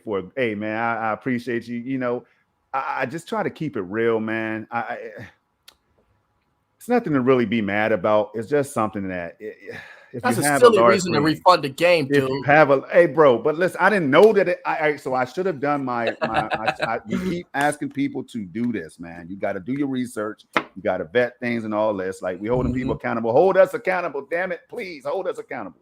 Yeah. I need to do better, man, because Grime did it to me and Young Souls. And I want those games. I bought both. I mean, Grime I didn't pay for it, but I did purchase the game, and it was only $24.99 or something like that, Rev. I want to buy the game again, but I know that I'm not going to play it in. Why would I play it right now at 1080p or whatever resolution is in right now, right? Why would I do that? Because only to go back and then there now it's 4K, and then I'm going to want to fun.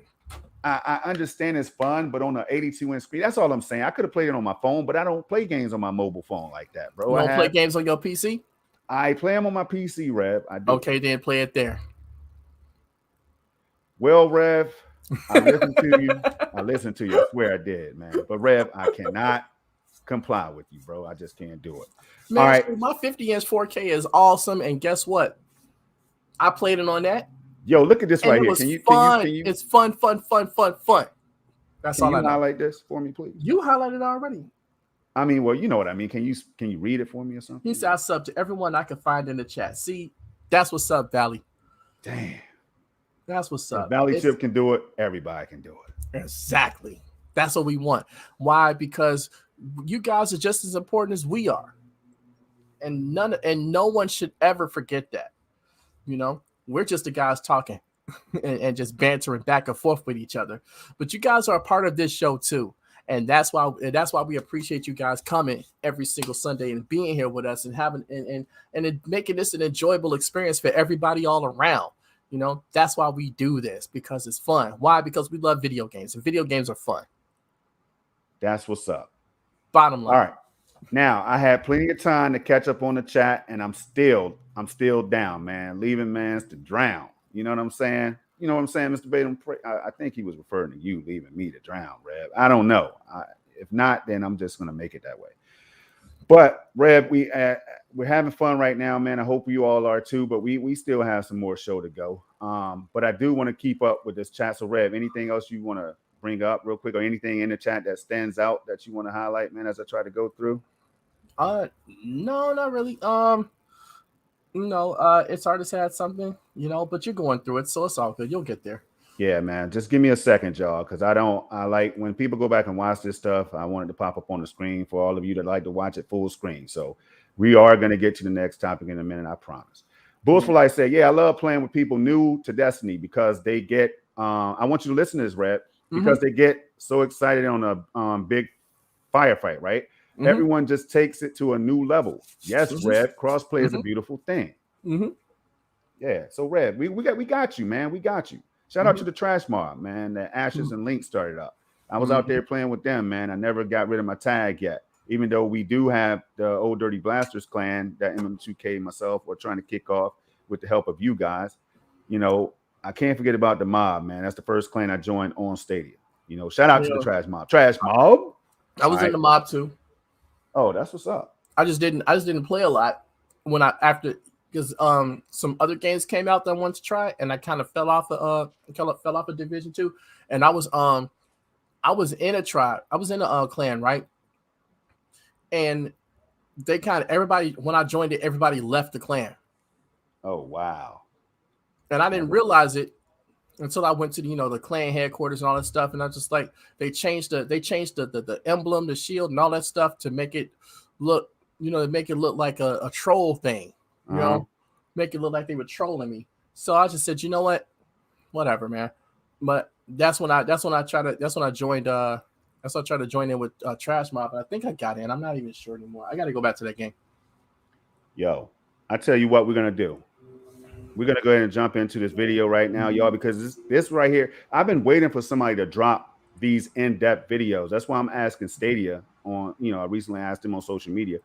Put more of the tech stuff out there so that people can enjoy. You know what I mean? Like this guy right here. Shout out to this YouTube creator. How you say that? Funai Service Corporation? Yeah. FSC. Yeah. All right. Shout out to FSC, man. As y'all can see, I subscribe to the channel. and all that good stuff, because I like what he had to say in this video. Now, we're not going to be able to play back the whole thing, but I do want to fast forward to about this mark right here. Rev, how does it work when it comes to YouTube, man? How does it work, bro? Like, can I play people's audio if we're commentating about it, or what? Do you know? Because I don't want to get a copyright claim on the show, man. I think we can. Anybody in the chat? No, let us know real quick. Because I play YouTube stuff on here. Yeah, you have, but sometimes people are tricky like that. I did leave a comment saying that I was going to share this, you know what I mean, with people or whatever. So I don't see why that would be a bad thing. So this guy pretty much has, he's putting that work in, explaining how the app works on on TVs, like the Philips TVs, and I think, what is it, TCL, and I keep forgetting the brands, but I know LG is supposed to be coming later this year at some point. Mm-hmm. The Stadia app will be integrated in LG TVs. But I've always wondered, I've been curious about this for a long time, man. So as you all can see right here, what did the chat say? Yeah, man, free publicity. See, all right, so basically right here, he just pretty much shows how you could do that for all of the people who might have a display in your home right now and never knew that you could just play Stadia directly on your TV. You don't need to order that Premier Edition or that Chromecast with Google TV unless you want to. Right. But for some users, you're going to be able to jump right into this from your TV and start playing. So if you want, I'm going to drop the link to this in the chat right now. Mm-hmm. Let's see, copy, chat. Let's go right here. And you all could check that out when you get a chance with audio. Check out the full video if you want to. But I thought it was very intriguing, though, Red, because I mean, he kept using the word installed, and that's what we were talking about early in the show. Yeah. People haven't grasped the concept yet, in my opinion. Right. That you don't have to do any installs. There's no updates. You just jump in and play, man. You hit that button and you're gone. No updates, no patches, no installs. It's real.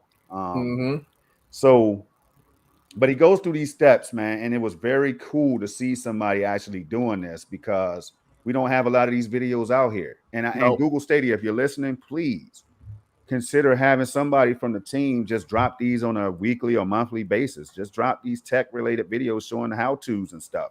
YouTube, like how-tos are so popular on YouTube that I dropped a couple of them myself, and they both did pretty well, in my opinion, So, but there it is. It's a beautiful thing, right? So have you, do you know of anybody else that's tried this already? No, I do not. So this is the first seeing that for me too. Wow. And it may be for the chat as well, y'all. So, I mean, there's so many ways. This is just one endpoint right here. Look at that. Look at that beautiful controller, man. Just one endpoint that you can use out of hundreds of millions. It's just scary, man. And people worry about the cloud. I don't. But anyway, y'all, that's that video right there. We're going to stop sharing that. We're going to get into the next topic, because I know Rev has something to do after this. Rev, how was that food on the grill yesterday, bro? It was awesome. Y'all can go to my Twitter and see the ribs I made yesterday. It's so me and the girlfriend, we killed one of the slabs yesterday, and while we was watching the Matrix, it was awesome. So, and that is awesome for real, man. Shout out to her, by the way. So we're gonna get into the meat and potatoes of the whole show, y'all. If you are fortunate enough to have made it this far, it's time to get into the meat and potatoes, y'all. The meat and potatoes right here. Let me go ahead and share this. Go up to the top, and here we go. Right here, y'all. This right here is the most important thing that we're going to talk about today by far, in my opinion, by far. Because as you can see, courtesy of VentureBeat.com, GamesBeat right here, y'all, they did a good piece. I mean, an exceptional piece, in my opinion, just breaking down. Like, I was looking for updated numbers and stuff like that when it came to the cloud, because some people are like, cloud gaming didn't even take advantage of the pandemic. Y'all up there playing Stadia, y'all stupid as hell, man. Like, yo, console gaming is still the key. And nobody's trying to say that Stadia is better than console gaming. So some of us, it is in certain areas, but they don't care about that. The naysayers and the haters don't care. Hey, Project. What up? how can they say that they didn't take advantage of the pandemic when in the same sentence they're saying you playing on Stadia? Oh wow. Wouldn't Never that thought be about that, taking Red. advantage of the pandemic? I never thought about that, Red, but I can tell you that Google Stadia, they did something that nobody else has done yet. They made cloud gaming free for They all of did those that people April who, 8th, 2020, yes, sir, made right it when the free for all pandemic those hit. people. For all the people who couldn't Oh, play games, Red. wait. What else did they do? What else did they do? I forgot. They gave you Stadia Pro. They gave you 2 months of Stadia Pro for free, and that was 1 month. And that was like the next month after people had start paying for Stadia Pro. Remember that they gave us 2 months, so we paid for March, and then we didn't have to pay again until June. Yeah, you're right. And why did they do that? Because of the pandemic. Man. And they made Stadia free. Man, at a time when people were throttling down speeds and stuff like that because of the pandemic. What else did they do? What else did they do during that time? Storm, do you remember? I forgot. You don't remember what else they did? I'm just pretending like I forgot. You ain't pretending. You forgot. Hey, look, man, they did a lot. Stadia's done so much. Okay, bro. I don't so know. let me tell you what they did. Let me tell you one thing that they did to take advantage of the pandemic that didn't do anything with the gamers, though. This had nothing to do with the gamers. What they did was they made their technology available to developers on other platforms so that they could finish their games using Stadia technology of the cloud development and all of that stuff, because people were transitioning from the offices to the homes. And a lot of games, I think it was a couple games that came out on Xbox or something like that. Yes, sir. Took advantage of that and also made it so it allowed them to finish the games. And I remember some devs saying that they were thanking Stadia, Google, and blah blah blah for making the tech available so that they could finish the games. Yes, sir. Because they weren't set up at home yet. Bungie was one. Yep. So I'm just saying, they say that they didn't take advantage of the pandemic. And oh wait, they did something else again. God, they did something else, and it had nothing to do with gaming. They teamed up with Microsoft. Wow, they teamed up with Microsoft. Why? Because they put technology out there. This is Google, not Stadia, but Google. They put technology out there for nurses, I think it was, and for other people, first responders and stuff, so that they could respond to the crisis that was happening a lot faster, or something to that effect. You can Google it and check it out, because Google did team up with Microsoft, and I forget the exact details, but I know they did. They know they did something with them in response to the pandemic. So to say that they didn't take advantage of the pandemic is just completely erroneous. Yeah, well, I know what you're saying there, but what the haters mean is they didn't get the millions of gamers during the time when people couldn't even find consoles.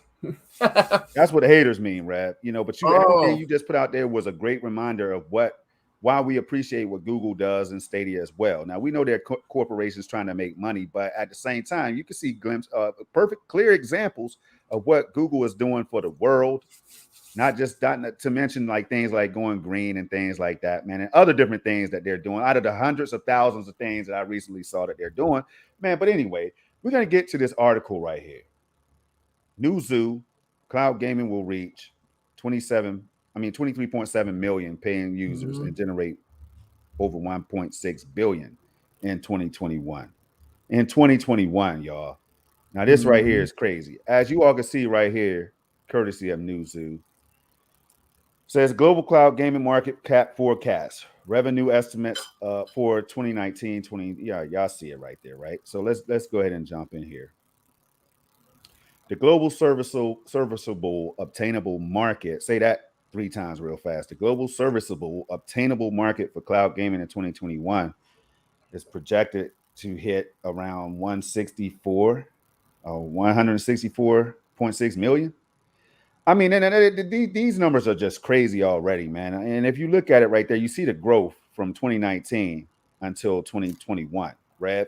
But cloud gaming is not growing. There's no future for it. Now, I want y'all to pay attention to this theme as we go through this. I'm not going to read the whole thing. I promise I'm not going to read the whole thing. I'm going to drop this link in the chat. Let me do that right now before I forget, because there's so many goodies in here that you all don't want to miss any of this. Hold up. Chat. Boom. Unitrix in the building. I see you right there, man. Thanks for stopping through. This right Always here is a pleasure. This right here is the hot portion of the show. You made it just in time, man. Let's go back to it. So right here, the global market for cloud gaming will hit 23.7 million paying users and 1.6 billion revenues in 2021, according to a report by market researcher Newzoo. The company forecasts the revenues will grow to 6.53 billion in 2024. That's only 3 years away, right? Less than 3 years away. Yep. By that time, it will be about 3% of the 200 billion global gaming market. Now, that's what MM2. So, shout out to MM2K, who we will give flowers to a little bit later on, but we could start early, Red. No, you can give him his flowers right now. I got to give him a pedal right now. This is right where he be talking about. I got to give him a pedal right now because sometimes my brother get up there and he be like, this is a 2% business. This is a 1%. It's a less than 1% business. Like he said yesterday on SML Podcast. Check us out, SML Podcast, 11 o'clock a.m. Eastern time every Saturday. Next week, it'll be on Stadia Doses News. So check us out, subscribe to the channel, hit that like button, all that stuff, and come join the conversation over there like y'all did today. 200 billion global gaming market, 3% of that in 2024. So my brother sounds like he was right to me. Do you have anything to say on that before we move on, Red? No, like MM coming with the facts and the knowledge and stuff, So you got to give him his props for that because, right? I was asking for. We were questioning it. We both were asking for a little bit of clarity on that. Yeah, we both were. So I'm like, what is this coming from? So now we have a little bit of information behind that, and now we can understand a little bit more of what he's saying. Because if you're talking about just 3% of a $200 billion industry, guess what that means? What's that? That means that there is 97% more room to Man. Come on, man. There's $194 billion up there, out there still be got. So when you start looking at 2010, Rev, and then 2015, oh my gosh. When the East is in the house, oh my God. Man. So this, like I said, so even though we're small, but we're mighty, and we're we're all gonna be growing along with everybody else. Because you know what? The thing I always say is that people get scared about cloud gaming because they think it's going to take away their favorite box to play. Yes. Your box isn't going anywhere. What's going to happen is the same thing what we're seeing what Xbox just announced, didn't announce, but Phil Spencer made a reference to. Yeah. He's basically saying using cloud gaming to use as a demo service so that you can buy and download the game, blah, blah, blah. Right.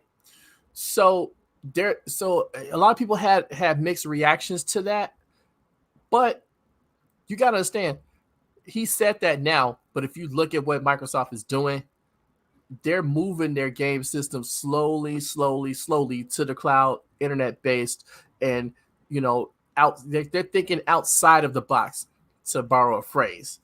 Now, I don't know what Sony's doing on that end, but you better believe that they're looking at cloud gaming too. Because if Netflix is getting involved, if Walmart is getting involved, if Apple is getting involved, you think Sony ain't paying attention to that? Think you got a chip maker in Nvidia involved in cloud gaming. You got all these other different places. You got an online superstore and Amazon getting involved in cloud gaming. You think that Sony ain't paying attention to that and trying to figure out how they can better their stuff? Come on, man. Sir. Everybody is paying attention to this. So this just indicates that this industry is about to grow at a rate that if it's consistent with that over the next 4 years, talk about 10 years from now where it's going to be. And that's what we talk about. It's going to be a lot more widely accepted through the main chunk of gamers that they're going for, because they're going to want it to be successful, because they're going to start to see the same thing that me and you saw, that there was a lot of convenience in this, and it just frees gaming up for the average person. So this is going to be a thing, and you got to pay attention to the trends. Anyway, go ahead. Let me relax my shoulders, man. I'm trying to relax as best as I can, man, because the haters, this is a right cross, man, a left uppercut, then a jab. You know what I mean? Then a body blow. Right hook. To the haters. I mean, haters, hey, look, man. let's take a moment of silence for the haters who said cloud gaming is just whatever they thought it was, a fad. Or whatever. You know what I'm saying? They cloud gaming it is not the future. It is not. There's no reason why anybody would want to game in the cloud. 5G infrastructure is not even here yet. But Rev keep telling y'all that it's happening. It's happening right now. They just put up another right now tower or something right now, man. Like, this is why we don't care about that stuff over here. The stadiums especially don't care about that because we game at a high level in the cloud. So everything you're saying flies over our head because we're out here on this platform and we're putting the hours in and it feels so good to play like we do on console and PC. As I do my Busta Rhymes thing, y'all. Mm-hmm. So I just want to highlight this, and do I have to keep going after this, man? Wow, that percentage is small. The numbers are still impressive, given how cloud gaming has had some false starts in years past with companies such as OnLive Facts, generating hype and failing to deliver. This report shows the latest wave of cloud gaming technology to hit has grabbed traction in both users and revenues. Come on, man. If Stadia's getting any of that.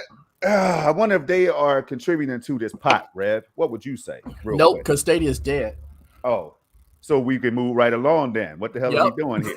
The number of people who use cloud gaming services keeps increasing. Oh, man, hold on. Get your glasses out. Get your reading glasses. I'm just saying. Unitrix, Mr. Baden Plays, man. Michelle Parks, Still Exec, Christopher Torres, everybody in this chat. This is for you. The ones who believed in the platform, the ones who go out there and spend money every damn week, the ones who claim those games on Stadia Pro that we talk about every damn month. Wait. The one who's enjoying this with their family and stuff like that, who are having a great time. This is for you. Yeah, I'm sorry. One more. All the dads out there. Go ahead. All the dads out there, like Cloud Gaming Dad, who are using Stadia as a way to get back into gaming because somehow they just fell out of gaming. They fell out of love with it. But now we're back. But go ahead, Red. No, I'm saying highlight Valley Chip's last comment down there at the bottom. This thing is hot. All right. So on the sharing, you want me to share? Stop the sharing and then highlight it, or just highlight? No, you just. Oh, let me just highlight it while we're sharing. Highlight the chat. You just hit it. I'm gonna highlight like this right here. Yeah, you ain't gotta go off the page. So look, be the norm. Now I disagree on the time frame. Oh, because you think it's less than that, don't you? I think the time frame is at least 15 years from 2020. So we're talking like 2035 or so. So I'm giving it that. Why? Because it's still going to be a few years out from the next generation, right? Yeah. Whenever the next generation comes, because the next generation started basically in 2020. So we're talking about 7 years from that, 7 years from that, and then 6-7 years beyond that, right? Because whatever the next generation consoles are going to be, they're going to be more integrated with cloud. And then after that, it's a wrap. It's a wrap. You're going to see it because they're doing it now. You know, they're doing it now with the digital only versions of the consoles. Microsoft integrating xCloud or Xbox Cloud Gaming into the Xbox Series S and X.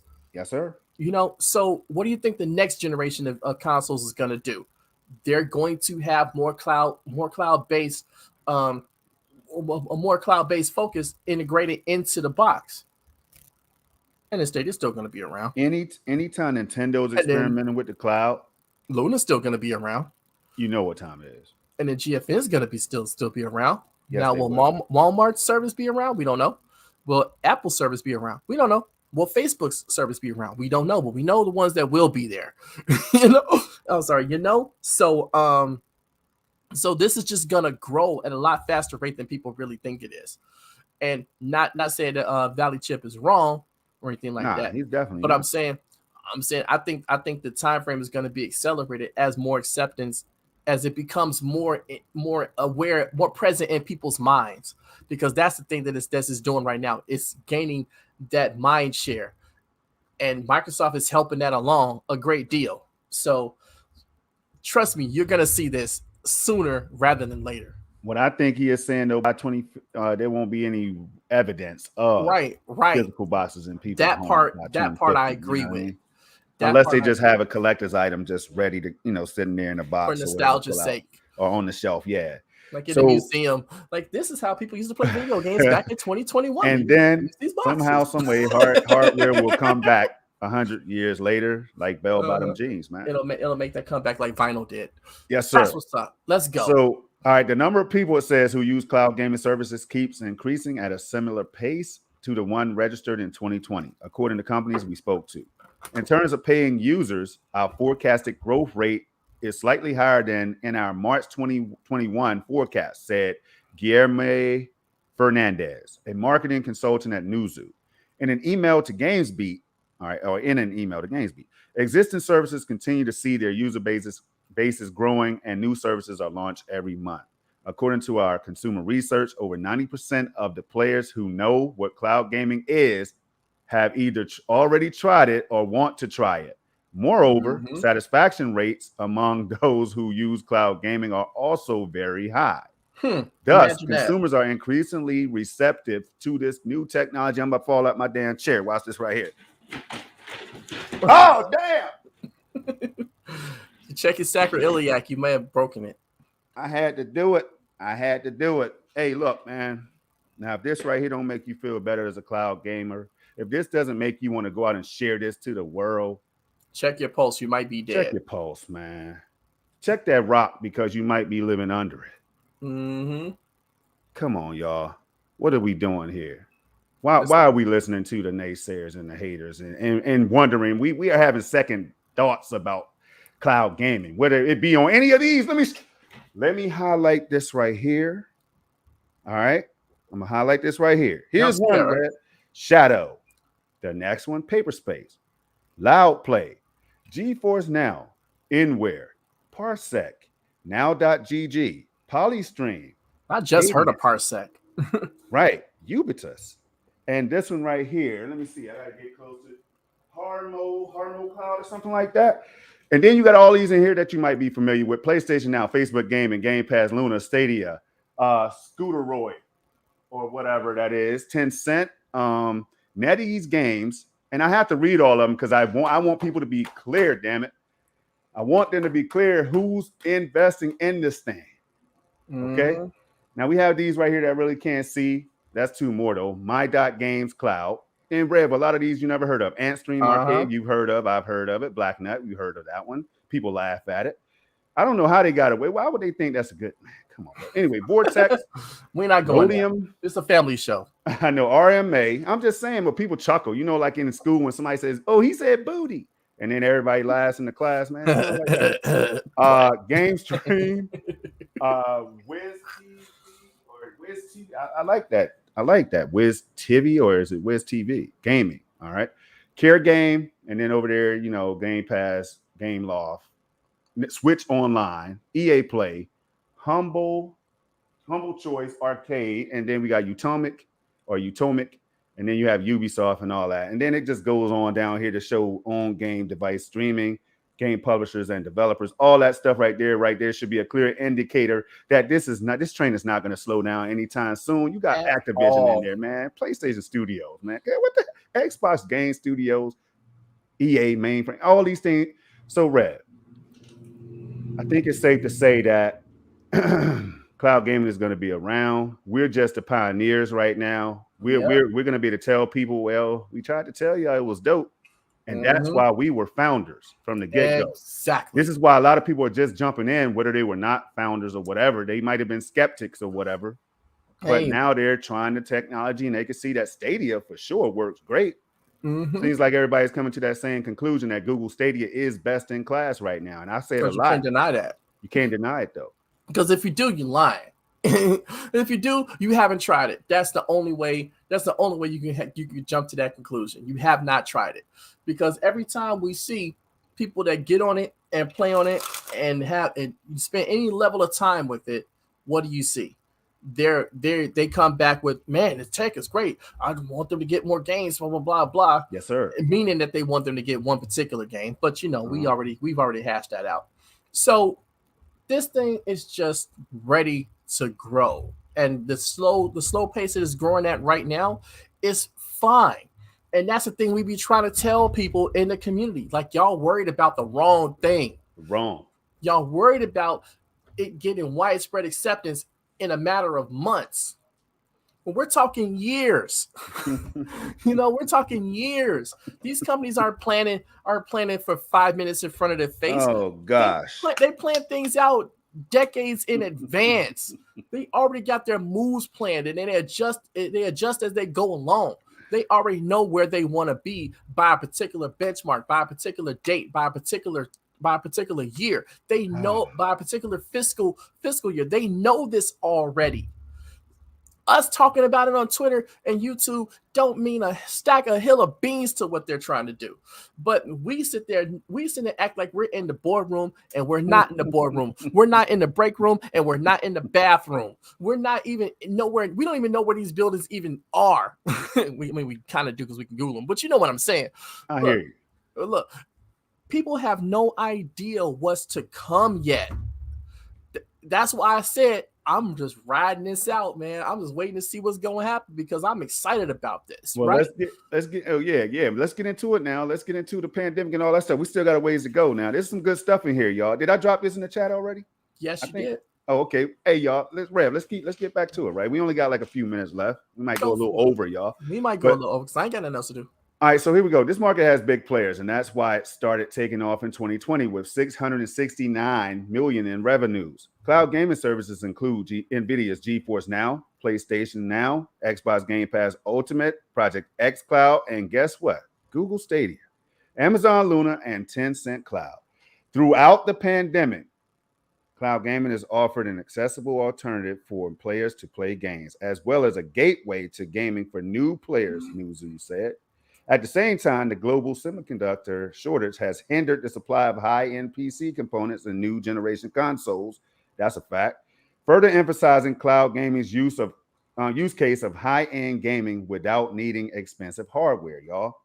We talk about this all the time. Mm-hmm. On the business side, many cloud gaming service providers have shifted their marketing strategies to de-emphasize the technological side of cloud gaming from the main narrative. Instead, these services present themselves as tools that enable gamers to play the latest titles instantly and seamlessly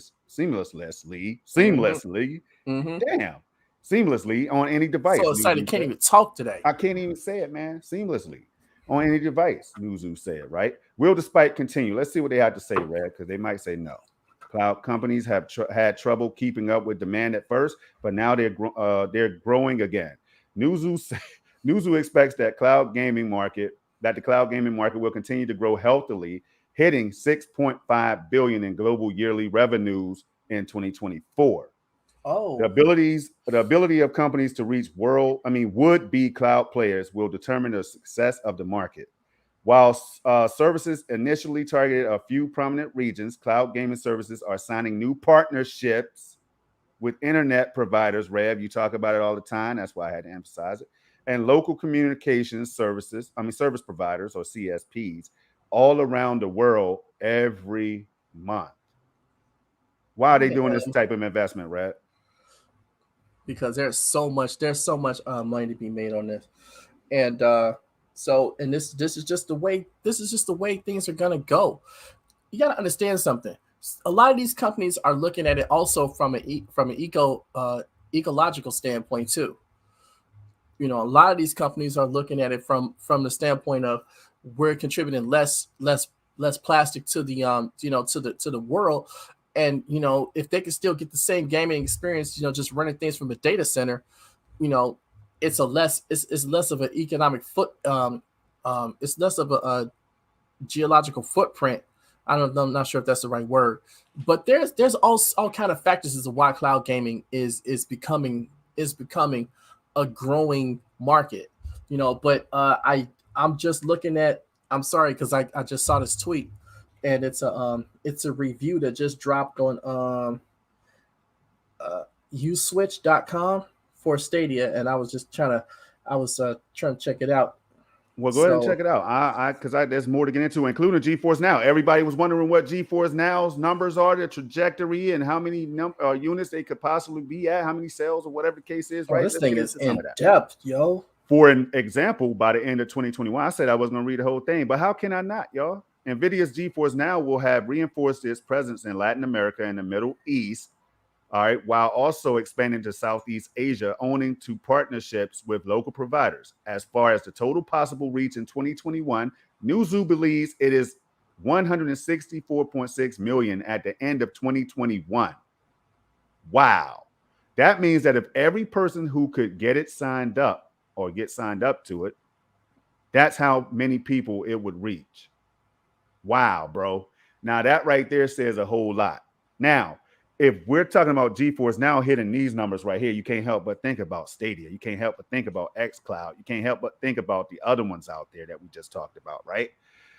Those are the people who are aware of what it is, have sufficiently good internet connection. My gosh, man. Who is this? Who wrote this again? And are potentially interested in paying for a cloud gaming service. Phil Eisler, head of GeForce Now and NVIDIA, told Newzoo that 80% of GeForce Now sessions happen on devices that cannot otherwise play games because the hardware is below the minimum spec or incompatible. Damn it. Sounds like they are so smart. Sounds like Stadia is smart too. Sounds like all of them are smart because they're trying to get rid of that.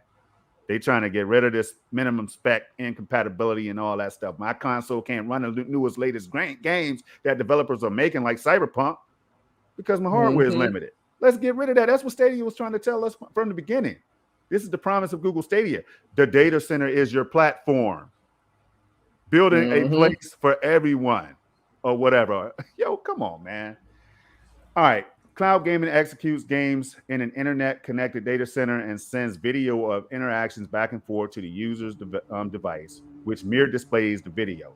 So the device itself does not need to execute high-end graphics. With improving 5G service, Rev, cloud gaming over mobile connections will be able to reach more consumers in the future. In a survey of 6,700. I'm about to share a review with you in the Twitter chat. But keep going. Okay. In a survey of 6,788 consumers in China, the US, Japan, and Germany, Newzoo found that 94% of those aware of cloud gaming had already tried it. 50% or want to try it. 44%, right? Of the respondents who have tried cloud gaming, over a third now play games via the cloud for 3 days or more a week. Another 29% play via the cloud once or twice a week, and 19% once a month. Consumers on the enterprise side, which are serviced by companies like Parsec, are also using remote work services that are similar to cloud gaming. All right, so I don't have to read any more of that, y'all. You do go out there and read, but here's more about COVID, though. Let me see. Similar to what we saw happening in the broader games market, COVID-19 helped accelerate the adoption of cloud gaming by both consumers and enterprises, Fernandez said. However, there is more to cloud gaming's growth than just the temporary effects of the pandemic. Man, this is so good. I don't even want to stop reading it, y'all. But go check it out, though. That's all I'm gonna say. Yeah, he dropped the link in the chat. Yeah, so y'all gotta go check that out. It's a lot of good information in there. We could be here all day talking about that. But I was checking out this interview with this review of Stadia with Uswitch, and shouts out to Peter Cottontail because he issued some corrections that was in the article, and I did want to just read through that what he said in his tweet in response to that, because you want me to pull it up? Nah, it's not that. Okay, all right. I'll find it and drop the link in the chat, because matter of fact, I said that. Well, you could do that if you want to. Okay, let me share. Yeah, because I did just I did share it with you, but Peter said, because he said small thing. He said 1, Stream Connect, 2, State Share, instant direct streaming, crowd play. He said, nobody else can do this. They do have demos available. Sales are pretty frequent, and the subscription isn't required. So you saying you need to pay for a game in addition to the sub is false. So, this this is from the article. He said, however, the biggest drawback of Stadia is its game library. As it stands, it's not quite in a position to challenge other major platforms like Sony and Microsoft until Stadia can offer unique features such as exclusive titles. That's not a unique feature. Exclusive titles are not a unique feature. Go ahead, man. With such as exclusive titles with wide appeal, the option to rent or trial games. Why would you rent it? You don't need to rent a game. It's ridiculous. You're saying this is what they're lacking, right? But I'm saying, why would you want to do that? They do have, but I say you do have demos, so you can do that, and their refund and Stadia's refund policy. If you have the game for less than 2 weeks and you only play under 2 hours, is essentially the ability to rent the game. But essentially anything you're not owning, you're renting anyway. So I guess I see where they're trying to come from. Right. It says serious gamers will probably prefer to stick to their brands and the platforms they know. That's the last paragraph of the article. In summary, he's saying is it worth it? It's not a bad article because he goes really he breaks down a lot of different things in it. But when you still have that idea that you have to pay for the sub. And you have to pay for the sub in order to play games on there. There's still this narrative that's out there that's just completely false, because you don't need that.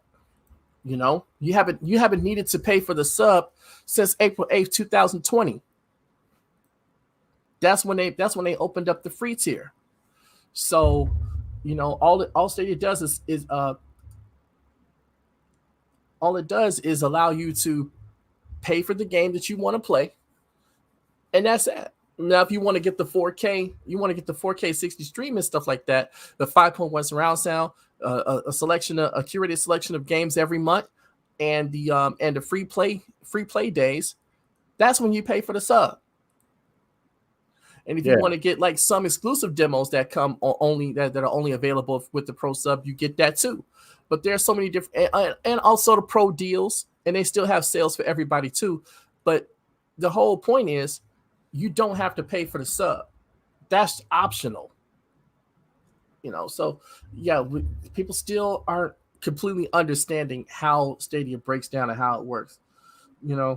So people out here talking about ribs, trying to throw us off our game, man. You know what I'm saying? I know that was due to the conversation from early, probably, but Reb, you're absolutely right. So some of this stuff just sounds crazy, man. And like, if you're a journalist or one of those journalists that are confused listening to the show, you know what I'm saying? We break these things down so that they could, kind of allow you to think a little bit deeper, so that it's two-sided, because a lot of times we're just seeing the one-sided stuff like Stadia's bad. Who wants to try that? Games coming to Stadia need to be on other platforms because why on Stadia? It doesn't make sense. Stuff like that, right? Right. So just put.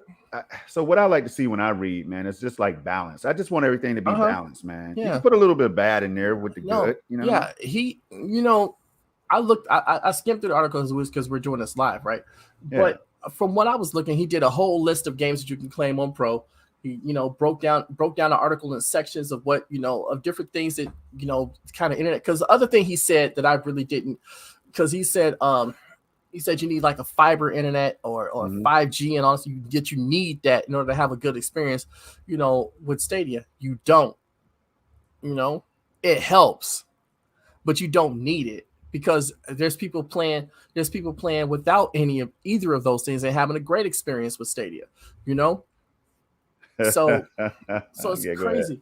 So it's just crazy how people think, because that's the prevailing perception. You have to have the most highest end internet in order to play Stadia. If you could play Xbox, if you could play Xbox Live or PlayStation or PSN, you could play Stadia. So I heard that. But it was something else I wanted to say. Is well, why are you thinking about it? Look, man. I got it. So I'm saying you don't need exclusive games to sell a free thing. Does it help? Yeah. but you don't need it. But then when they have something exclusive, even if it's timed, they say, why would you get it on Stadia when you can just wait a couple months to get it on the box? You know? So it's like, okay, again, pick a struggle. Is it Stadia needs exclusive games to sell a free gaming platform? Or when they do get the exclusive games, you know, even if it's timed, Stadia still sucks, and why would you get that game there? Pick a struggle.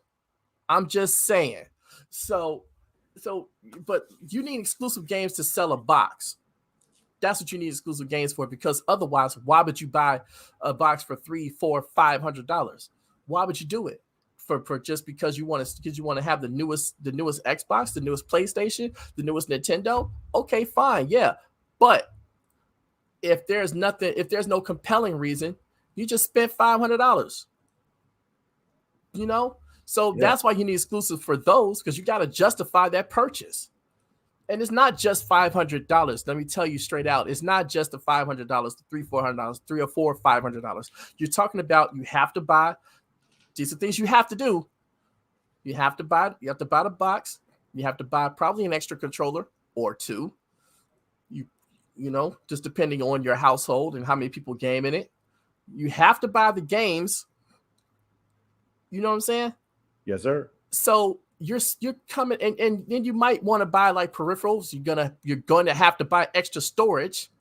That's just mandatory now, because you run out of storage quick, or you have to buy the 1 terabyte version, and then you still got to buy, you know, more storage space eventually. So yeah, that's why you need the exclusive games to justify those purchases. Stadia is free. You can just go and try it. Log on to Stadia.com. You know, if you have a Gmail account, you have a Stadia account, activate your Stadia account, see a game on there, like, you know, for like $10, $12 or whatever, catch one of the sales for everybody, buy one of those games, or get the Stadia Pro trial and claim 25 games and play all of those, and it ain't cost you a dime. Yes, sir. So why would they need an exclusive game for that? I don't know. But what Stadia does give you is exclusive features. That's what we want the most, man. That's what they give you, the exclusive features. So, and you get that even without the sub. Who knew? Well, check this out. I know this. That sometimes, you know, like we highlight, look, man, we highlight different sites. It doesn't matter where you, man, people, you could be unknown, you could be well known. It doesn't matter. If I stumble across, like if I'm researching, right, and I stumble across something that's interesting, we're going to highlight it. So The Verge, who we've highlighted their stuff as well. So don't think that this is a lashing at The Verge or anything. But I wonder, when it comes to journalists and stuff, like, are they confused? Because we question sometimes whether they did research. Some of them, the ones who just do the poor writing, right? Have you done the research? Have you vetted anything? Have you done this and that right there, right? So this right here was back in March, before Stadia even launched, right? And it was just announced at this time. Right, you know, but the title, yeah, you're right, man. Stadia is about the future of YouTube, not gaming. Immediately made the headlines out there, right? Because it's The Verge. That's what they do. I know, and shout out to them, man. Like I said, we've highlighted some of their other stuff. So, you know, for all the people that get butthurt and run back to tell these journalists and stuff, hey, these guys just talk negatively. I hope nobody does that. For the people that think about this, yeah, you know they do, think man. about stuff like this. You know they do. Let them know that we highlight the positives as well. But stuff like they'll this, never do that though. They won't, man, because we're the revolutionary storm, man. They exactly. And we're the some bullies. people are gonna love us, some people are gonna hate us, but they're gonna do that either way, Rev. Yep. Even if we're on fire, just killing it every week, somebody's gonna hate us, man. Like that's why I say what I say. Ghetto boy. Stadia is about the future of YouTube, not gaming. Google's starting a revolution. Oh damn. Just to keep things as they are. Wait, what word did they use? Revolution. So Rev, this is what kind of contributed to, in my opinion, stuff like this contributes to.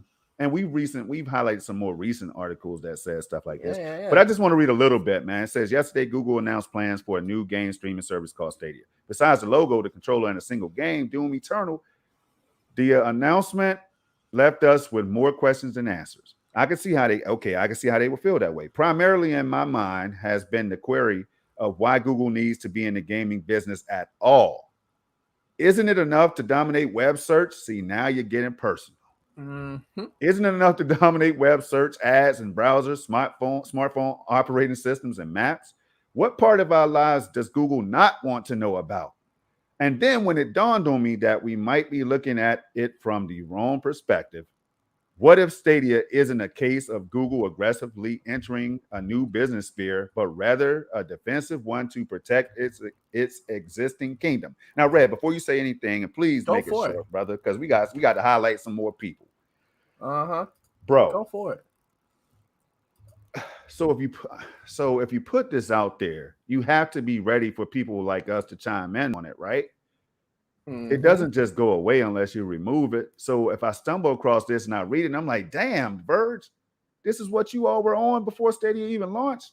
Mm-hmm. Like, you can't get mad at Project Storm and the Revolution for giving our takes on stuff, man. Stadia Revolution, I mean, for giving our takes on this stuff, because this is what we try to, like, I don't want to say combat, because what we're not doing is getting paid by Google, right? Right. What we are doing is enjoying this platform and trying to just get people who want to enjoy, who ask us every week, who ask us about Stadia or tell us their experience on Stadia. Well, we're doing this for them primarily. So I hope y'all can understand. But Red, what's your takes on just this? And that's all we're going to highlight from the article. Right. I read that and it just, it was frustrating, right? Because I've been going in on The Verge for months, almost a year, well, a little bit more than a year now, almost 2 years. I've been going in on them, right? And people telling me, "Oh, you're overreacting," and it's I said, "No, they have an agenda, dude. And if I don't understand how y'all can't see this, like everything." Like, I started reading The Verge articles when I was in between that time, after I got my pre-order. And Stadia launched. So it was that limbo time where we really wasn't hearing a whole lot of information coming out from them. And I know they had to connect in October. I missed it, but because it was like prior to the launch or something like that. I think that's when they had that last one that year. So I was reading every article I could find, and every time it seemed like The Verge just had some sort of negative spin on everything that they were talking about with it. And I'm just like, okay, we don't know a whole lot about the platform just in general. We know what they're going to do. After they had that June Connect and they announced the pre-orders was live and everything, there wasn't a whole lot of information except for when they said they had like August that year, they announced that Uplay Plus was going to be coming, which turned out to be Ubisoft Plus now. But other than that, there wasn't a whole lot of information out. I'm just trying to gather as much information as I can.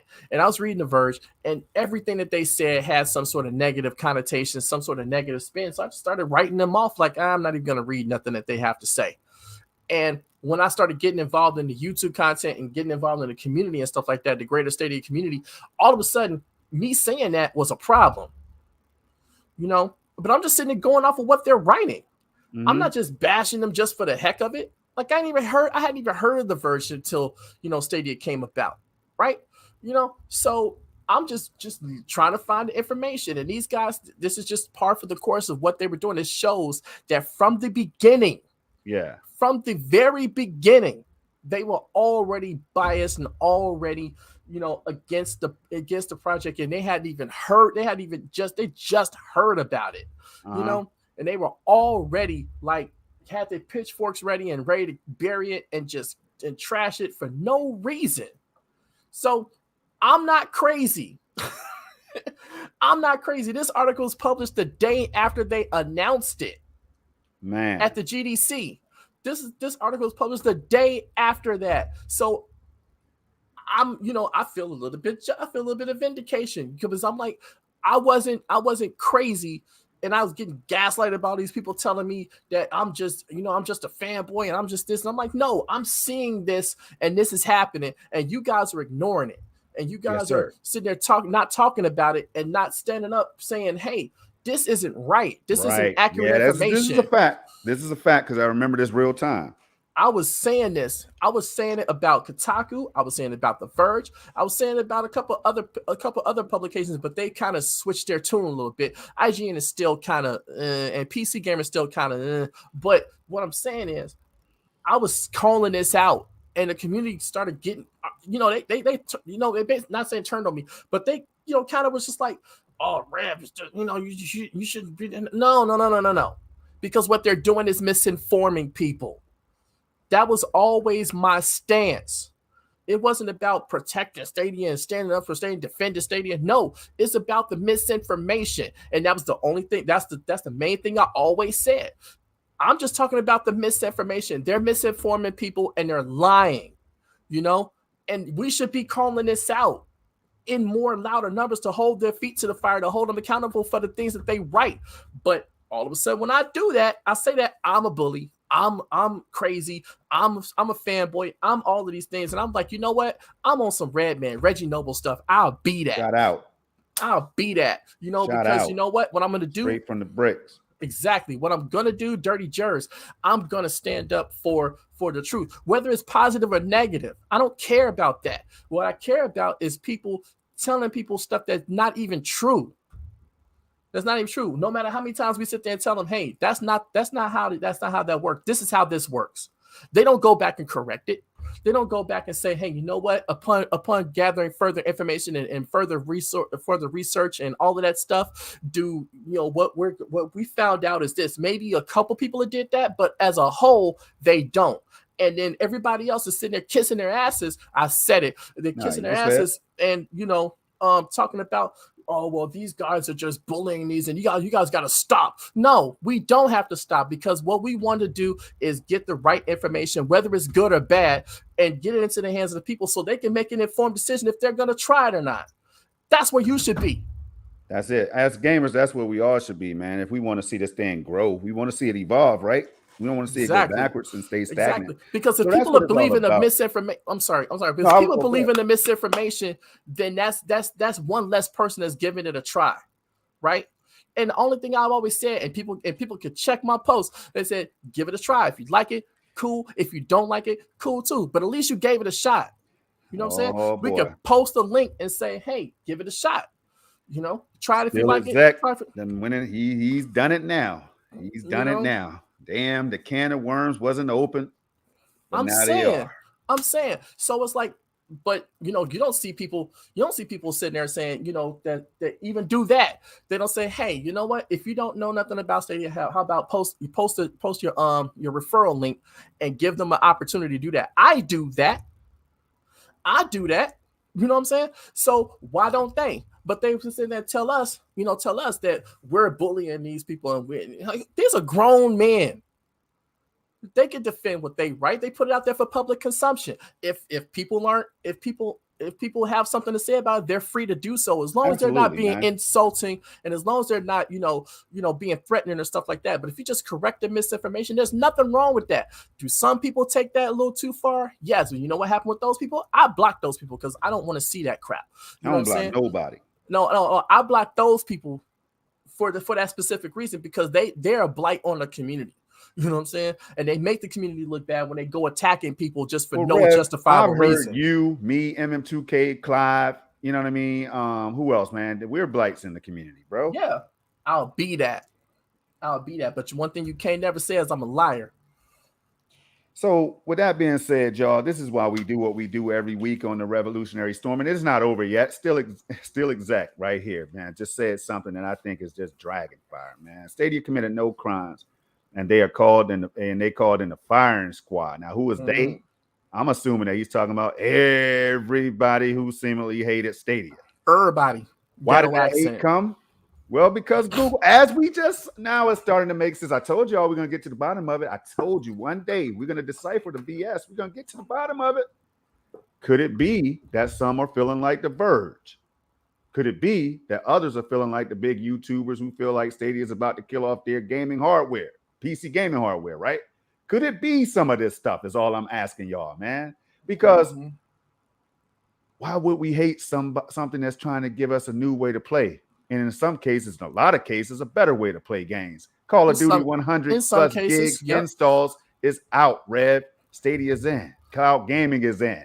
It's not just Stadia. Stadia is not building cloud gaming on its own, and it recognizes that, especially on social media when they're like, yo, Amazon Luna, GeForce Now, we outside. Let's take a ride with Pride. Yeah. If you go down to the west side, you know what I'm saying? Bars, man. But look. Yeah. But I was just thinking about something when you said that, right? When you were saying what you're saying. Because look, like I said, you saw it. So I'm not capping. You saw what I went through with all of this stuff last year, even into this year. Because the stance I always had is the same one as before, and then they misinterpret that as like you just don't want to hear anything bad about Stadia. No, because I talk about the bad things with Stadia too. Y'all just don't like it because I don't couch it in the way that y'all do. Sorry, you know what I'm saying? But sorry, not sorry, man. Say exactly, right. Exactly. But people said all kind of different things about that, and look. I'm just at this point where I don't care. I just want factual information no matter where it goes. You know what I'm saying? As long as it's factual, I don't care. You don't see me going after people talking about their experience with it. You'll never see me do that. You're absolutely right. But if there's something troubleshooting that they post about it, I try to post and say, hey, this is probably where you can go and find that information, or this is where you can go to get those things handled. Or it may be this problem. I ain't not in trouble, but you know what I'm saying? I got reamed out because I said it sounds like an internet problem and not a Stadia problem. When the person that said it, shouts out to Kyle Bradshaw, said it was an internet problem. Shout out. So me just reiterating what he said got me, a snarky ass response from him and from other people. They're just mad at you because you're stating your revolution. I got called the a stand, the defense force, all these different things. And people call me all kind of names. And I'm just a shill, all of that, and I was just saying, hey, this sounds like an internet problem, not a Stadia problem. Oh, maybe when did I ever say that it wasn't a? Maybe they're just hating because of what we do out here for the platform. We're not ashamed to ride for the platform like some others who fell off and backed out and ain't riding no more. But we know how that story went down, and we know how it's going to continue to go down. That's what you know what I'm saying? So here's the deal, man. Wait.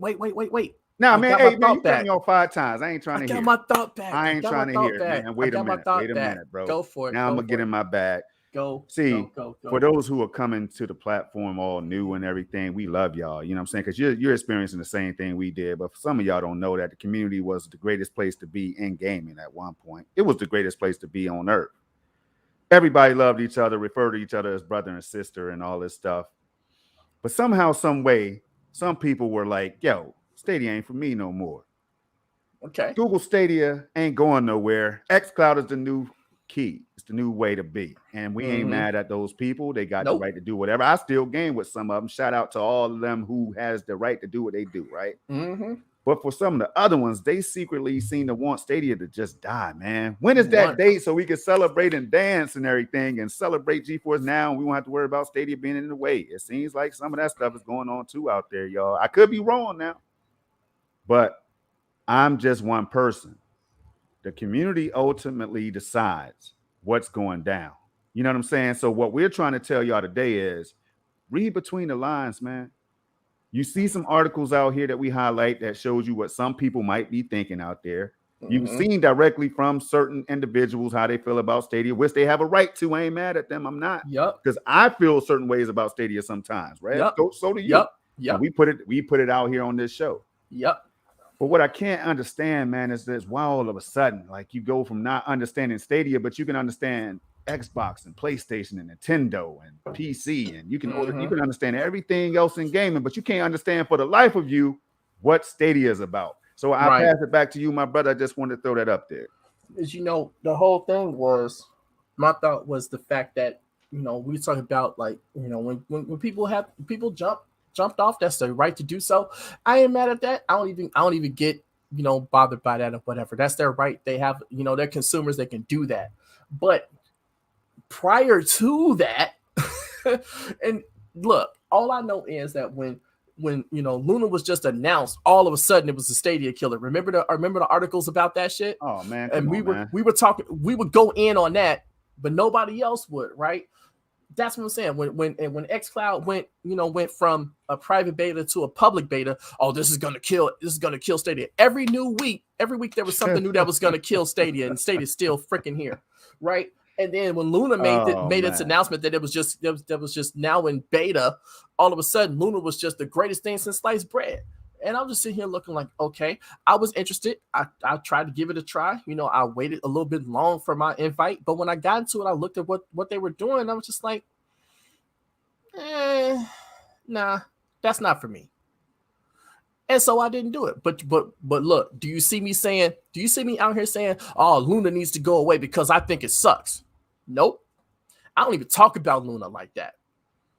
The thing I do, I shout out people like Ray who go out there and play on Luna, and how well the Luna team has been receptive to him.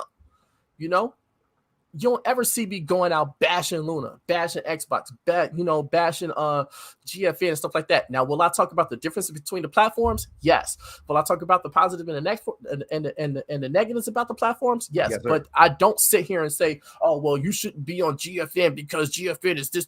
No, I'm saying, if there's a bad thing about GFN that's out there, why aren't you guys talking about it in the way that you talk about some bad thing with Stadia? Like, why are y'all sitting here just like accepting these things that I personally see as something that would hinder me from wanting to game on the platform, even though I'm not a PC gamer? Because that's the reason why I don't bother with GFN, because it's not coming for me as a consumer, because I'm not a PC gamer. I don't buy games on Steam, Epic, or any other place like that. Plus because I don't have a PC to run those things anyway. So even if I wasn't using GeForce Now, I don't have a PC to run that. So those games don't appeal to me like that. But I don't sit here and just every single day, I see a positive article about GFN. Oh, GFN sucks. No, I don't do that. But I'm a bully though. So, but all I know is these people. Luna was the darling. Now Xbox Cloud Gaming is the darling. Oh yeah, man. And GFN is the darling, and everybody that's running, because Valley had said who jumped ship. Man, look, it's so many people. It's not even worth it. I mean, they don't want to call out names, so we don't call out names. It's not even worth it. All I know is, if you want to come back on Stadia, there's options to do that, and they know that, so they'll be back when it appeals to them. They'll be back when it appeals to them in whatever way that they want. But for those that jump ship and then turn back around and just trashed it, just trash the community and stuff like that, I don't think that's what was called for. But it is what it is. But all I know is, I'm the black sheep, you the black sheep, and I'm the black sheep.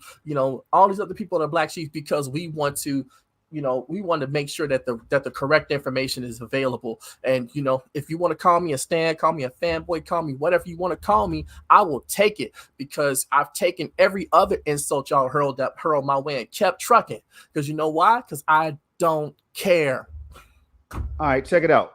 Michelle Parks want names, but Rev, sometimes, like I said, they don't call out our names, man. And I welcome them too. Like I like when people say project. I give them credit. That's why I try to tell Rev, if people can come out here and talk directly to you, how the hell are you gonna be mad at these people for their opinion? Now, if they don't insult you, I feel like it's fair game. It's a real that's how real conversations need to happen, right? Right. That's why I end conversations with people, because like if we going down a road of insults, then there's no conversation to be had. You lost. But here's the deal. But people are saying, I have it on record, man. Some of y'all might have seen it. Some people referred to me, MM2K, and Clyde. I don't even know if they put you in it, Red. As a blight in the community. Now go back and check out our work, man. Try to find retro videos of Project Storm first coming out here, not giving a damn about no community. I mean, not caring about content. I mean, I care about the community, but not caring about no content creation and YouTube and subscribers and likes and all that stuff, y'all. You could go back and find that. You know what I mean? But what I'm saying here is, I'm the blight because we spread as much positivity as we possibly can, Rev. I guess that does make sense, though.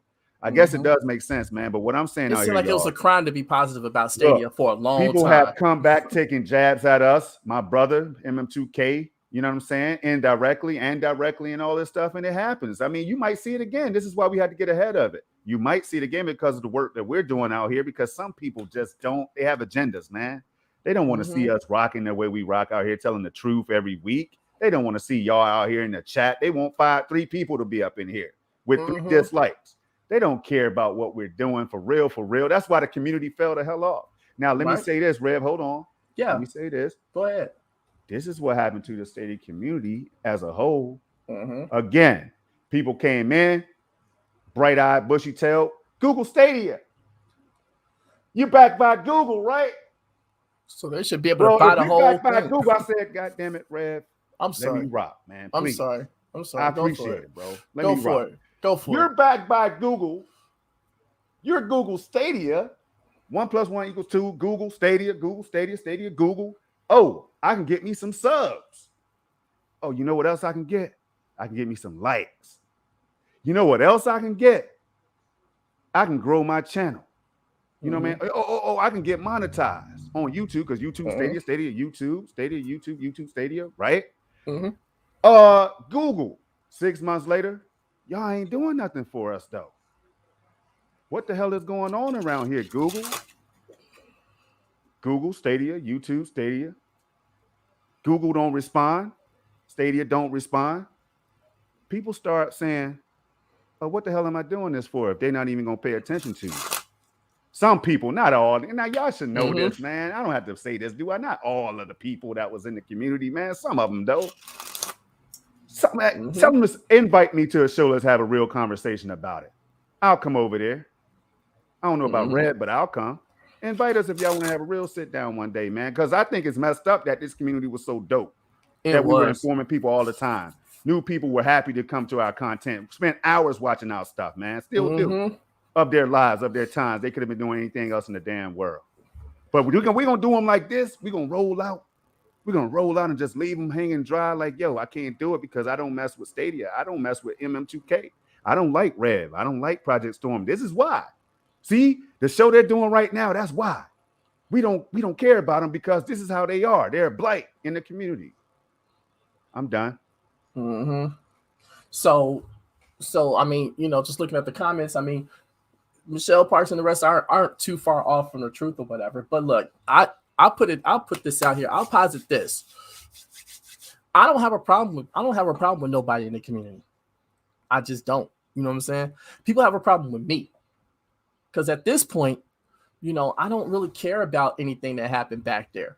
That doesn't bother me anymore. It's just I bring it up for reference, as to why people wonder why I say the things I say. It's just reference. This is why, but I don't dislike anybody there. You know what I'm saying? And I want to correct something you said. The Stadia community is still awesome. It's still good. It's just different people now.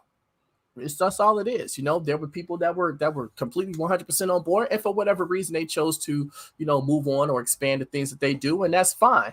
They have that right, because you can't tell somebody else what to do with their content and stuff like that. And people tried to do that, trying to tell content creators what to do with their content. I was the one that spoke up and said, you can't tell people what to do with their content, and some people backed me, some people didn't. But you don't. Some people think that they run the community and they own it. So they want to be able to just thwart any people saying something that they don't like. And that's not cool. Like I said, I was the one that spoke up and said so. And said something and spoke up for the other content creators. Because why? Because we have our right to say whatever we want to say. As long as we're not threatening anybody, as long as we're not being harmful or abusive or anything like that, we have a right to free speech. And we have a right to our opinions and our thoughts. And we have a right to express those if we so choose to. So somebody else coming around telling somebody else what content creators need to stop doing, need to do. Man. Like, no, you ain't about to step on it. You ain't about to get into that one, because now you're stepping on toes, and now you're trying to tell people, you're trying to control what people say. Silence people too on their show or their Twitter feed or their Reddit post or their Facebook, wherever they post their opinions at. I don't say people shouldn't be able to say what they want to say if it's negative towards Stadia. But I say, if you're gonna do it, at least be factual, at least be accurate with what you're saying. You know what I'm saying? And that's why I'm the most black person on Twitter right now. Yeah, that is why. So hey, this is what we're gonna do, y'all. Y'all know what it is. I mean, some of you pay attention, Michelle Parks. Hate to call you out, but it seems like you have broad shoulders. You can handle it. Like Michelle Parks will stop by and say she goes to certain people's content, and then they say, well, Stadia is doomed. Oh, it's gonna fail, man. It's not gonna be around. Thank you, Cloud Dad, for that. Thank you for that. See, you start hearing this stuff, and you like, wait, huh? But I can't hear for Stadia to be educated on what Stadia, because I like Stadia. See, but my family loves Stadia. See, this is what we see, Red. We think about that kind of stuff when we make our content, man. Not everybody has to do what we're saying. You see how easy that is? We don't do what you want us to do. You don't do what we want you to do. But just think about the repercussions. That's all. Now, I'm gonna highlight this real quick, man, because then we're gonna wrap up, man. We kept people here too long. Check it out. Here we go. This is a long show for us. Oh, really. Man, but look, it was fun. People are sticking around. It is what it is. If people are sticking around, we're gonna keep on doing stuff like this right here. Shout out to that boy. You see him. Last but not least. Wait, you clicking on the thing? But wait. Oh, I already shared it. Yeah, it's right there. MM2K. Is it good? Oh, I got the banner up. Hold on. Let me remove that. No, you got it. You got it. Okay. You good. Everything good. He said, hey, yo. LMAO. The hate is real. These mugs at Game Rant. Cold drinks. Go for it. These mugs at Game Rant are back at it again, or back at it. They said you can see the supposed Mandalorian, and Twitter, typos and stuff happen. And my brother knows how to spell, you know what I'm saying? Shout out to him. Mandalorian game leak was running on an Xbox. No, not Xbox UI at all, bucko. Here the footage could be fake, and they still can't contain themselves. Now, what is he talking about, man? He's talking about this, man. He's talking that somebody. All right, so we know the Mandalorian leak and all that stuff. We've talked about that. We're not going to talk about it today, unless Red wants to share his thoughts, because you really haven't already. But he's talking about this right here. He's also talking about an article that was written. Damn it, I should have had it up. Hold on. So then Jim came. Shout out to Jim. Got to give Jim his flowers as well. He blocked me too. For chiming in. I know you already said it. I know it's cool. But Chase unfollowed me, man. Shout out to Chase. That's the homie. I ain't got no bad feelings or nothing about with Chase and everything, man. But I just noticed that today on the show. I'm like, damn, dog. You can unfollow and do what you want with your life, with your channel. But I keep on following people, man. I'm not gonna stop following you because you don't agree. Man, that's just a follow. It's a click of a damn button. We too grown for all that, ain't we? So what did Jim say? Are we too grown for that though, Rev? Just answer that question real quick. A little. Are we too grown to be doing that, man? Well, I don't like you no more. I'm gonna unfollow, I'm gonna unsubscribe. Come on, man. Here we go. They removed mentioning Xbox now, but they didn't add Stadia either. What a joke of a journalist site. Anyways, thanks at this individual, right, for bringing this to my attention. All right. Now is Jim bullying people? Huh? What is Jim bullying people?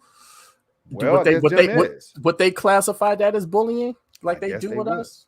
I guess they will, but we know that Jim is far from a damn bully. We know that Jim does the same thing that we do each week, every day. Is put that word out there and put the facts out there. Jim even said that he was experimenting with. He could appreciate Stadia even more because he had to do downloads and installs. I think that was Jim. I think he said something like that, y'all. He went out there, tried the game on other consoles and platforms and stuff, and it came right on back to Stadia. And that's what I do too. But Red, what's up? He puts in the work though, Yeah. Jim is out there busting his butt. Shout out. So you gotta give him his flowers, dude. So right here, this says, based on the footage, it appears as though this Mandalorian video is going to be a linear third-person shooter, which players are able to utilize Mando's unique gadgets. So not only will players be blasting stormtroopers, but they can also attack them with Mando's signature flamethrower, for example. The footage shows Mando using his skills to take out various enemies on an Empire ship before a cutscene brings the presentation to an end. Now, but that's not the part that I wanted to highlight. This is the part I wanted to highlight right here, y'all. Yeah. They removed mentioning Xbox because MM2K had the proof. You know what I'm saying? Yeah, he has the proof up here. Yeah. And why the hell? It's right here, y'all. Highlighted. Xbox console. Right? And then they quickly changed that after, I guess, seeing MM2K's response and Jim and other people too. Other people. People went in on that. This don't look like no damn Xbox console. Not the last time I checked. Anyway, so that's that, y'all. MM2K, you got your flowers double time today, man. For one, for bringing it to our attention, the cloud gaming is less than a 2% business right now, man. And for doing this right here, that took a lot of bravery, man. You know what I'm saying? So But what we're gonna do before we wrap up, y'all, is we're gonna give you all time to ask any questions. Like, do you have a question that's burning right now that you like to ask me and Rev? Now that we're on fire out here, do you have any questions for us that you've always wanted to ask? It could be game related, not too personal, because then my wife might be listening. So anything game related, Stadia, cloud gaming, PC game, whatever, man. Anything y'all want to ask us, now is the time, because we appreciate y'all hanging out with us today. And I couldn't keep up with you all, but I tried my best, man. Anything you want to add, Red, before we get ready to wrap this thing up? Hold on 1 second. All right. So while he's doing that, I was just looking at something. Look. So accountability is key. That's right, Jay. So again, we do this every Sunday, and we talk about what's happening with Stadia, what's happening within the community. We try to give you guys articles that are not necessarily being talked about in the community or through other content creators and stuff. That's why we know when we see it pop up later down the line somewhere, we know y'all got it here first. And we try to bring you guys something different, but we also, man, we're positive about Stadia because we like gaming on the platform, and we talking banner back and forth or whatever, and then we do that because we want to engage with you guys, right? And right now, I don't feel like I have to sugarcoat what I'm saying. Project doesn't feel like he has to sugarcoat what he's saying, And other people are that because why? Because the people that are saying things about us aren't doing it, even though they may not mention our name or whatever. But you know who they're talking about when they say certain things. And look, I don't have an issue with anybody. I don't. When people have a problem with me, I always tell them, you could have inboxed me and asked me that. Right, and that's the problem. That's why we voice like our frustrations like we do. Like you could have came to me and asked me, and I would have talked to you about it, and we would have talked. A lot of people did that. Shouts out to what's that dude? Zach Laidlaw. Zach Laidlaw. He had a problem with me and something I said, and you know what he did? He jumped in my inbox and me and him talked. And we had a real good conversation. And he has his frustration because he's just a AAA game player and that's it. And I'm like, yeah, I get that, But my issue with him was saying that, but basically implying that indie games and stuff like that, if they're not AAA, they don't need to be on the platform. And I'm like, no, those games should be there too because they round out the lineup, and there's people that play those games that don't like playing the AAAs and all this stuff. But there's people that like to play the AAAs that don't like to play the other games. And me and him had a little back and forth about that. But we talked about it. He hit my inbox. Raph, shouts out to Raph. He thought I was offended by something that he said, and he hit me up and was like, "Yo, Rev, I didn't mean anything." I was like, "Dude, I don't even know what you're talking about." Me and you are fine. There's no issues or anything like that. Shouts out to people like Duncan. He hit me up a few times about some things or whatever. And shouts out to him because when I was going through something, within the community, he gave me an opportunity to write for Cloudy with a Chance of Games, and I appreciated that. I always appreciate that. You know what I'm saying? So, I always try to do as good a job as I possibly could whenever I had a chance to sit down and put something together. So it's like I don't have a problem with Chase. Same thing. He hit my inbox. So when people shout out to him too, right? When people come at me and say something to me that they could have just said to me in private if they had a problem with something I said, or they air it out publicly, that kind of upsets me just a little bit because it's like you had every opportunity because my inbox is open. You can hit that little letter box, that letter icon, and say, "Hey, Rev, man, I didn't really like this, and this is why, blah, blah, blah, blah." And then you can have a conversation. But does that happen? No. So you gonna see me talk about it here or talk about it on Twitter or whatever, because I don't have a problem with voicing my frustration, as everybody already knows that. Hey, look, same here, man. I tell you what, there's been some people though, like we can have a disagreement. I've always said it, man. Like you can have a disagreement about Stadia, and all that stuff, right? But when it comes to us as individuals, man, we could just reach out. And I have had people do that. I don't know if they want me to say their name, so I won't. But I tell you what, you shouted out Cloudy. Cloudy, y'all know Cloudy has a reputation for being honest and, saying things that you might disagree with. Some people might disagree with sometimes. But Cloudy's one of those people that reached out to me. I don't think he would mind. reached out to me when I went through some stuff that he, that should have been clarified. And I wasn't in a position. I just didn't want to talk about it at the time because I couldn't believe how certain individuals could come out there and say things like, yo, block this person because he's using a certain title. Block this person because he's making content that might be misleading. All this kind of stuff, right? Yep. So shout out to Cloudy for being one of those individuals, man. So I can't say that. Like, we don't have to agree with everything. Y'all don't have to agree with everything me and Rev say. I have to say this over and over and over because somebody's going to spin this into a bad thing and make us even more of a blight, Right. So it is what it is. At the end of the day, y'all, they might say something about this. You all next. I mean, you got to be careful, man. We see certain people in our chat, but then when they go into another chat that they think we're not checking out the content or whatever, and then they say certain things, and then I'm right there, and I'm like, damn, you just said this about me, MM2K and Clive. You just said this about me, MM2K and Clyde. I remember that because I was called one of the biggest gatekeepers in the community in a YouTube chat. I was like, whoa, I'm not even here. I just got here and I'm seeing my name brought up. Like, what was I doing? I'm just sitting here just wow. Yo, it gets real out here, y'all. And I promise we're going to move on. But I had to highlight this question. Valley Chip said, yes. What's the number one thing Stadia needs to do this year? And it's funny how you say that because I have a banner and I'm going to show it to you. It kind of correlates with this banner right here that we were going to throw in, but now we don't have to, right? Right. Okay. So, you want to answer that? Because I got an answer. You can answer. Go ahead. Okay. So the one thing that they need to do is they need to have a connect. I said this last week. They need to have a connect. It's been, let's see how many. Okay. So it's been 1 year, 1 month, and 15 days since the last time we had a connect. That should not have been the case. We should have got one in the spring. We should have got one in the summer, and we should be looking forward to a fall, winter one, or whatever. But they have not had had a connect or any type of Stadia event this year.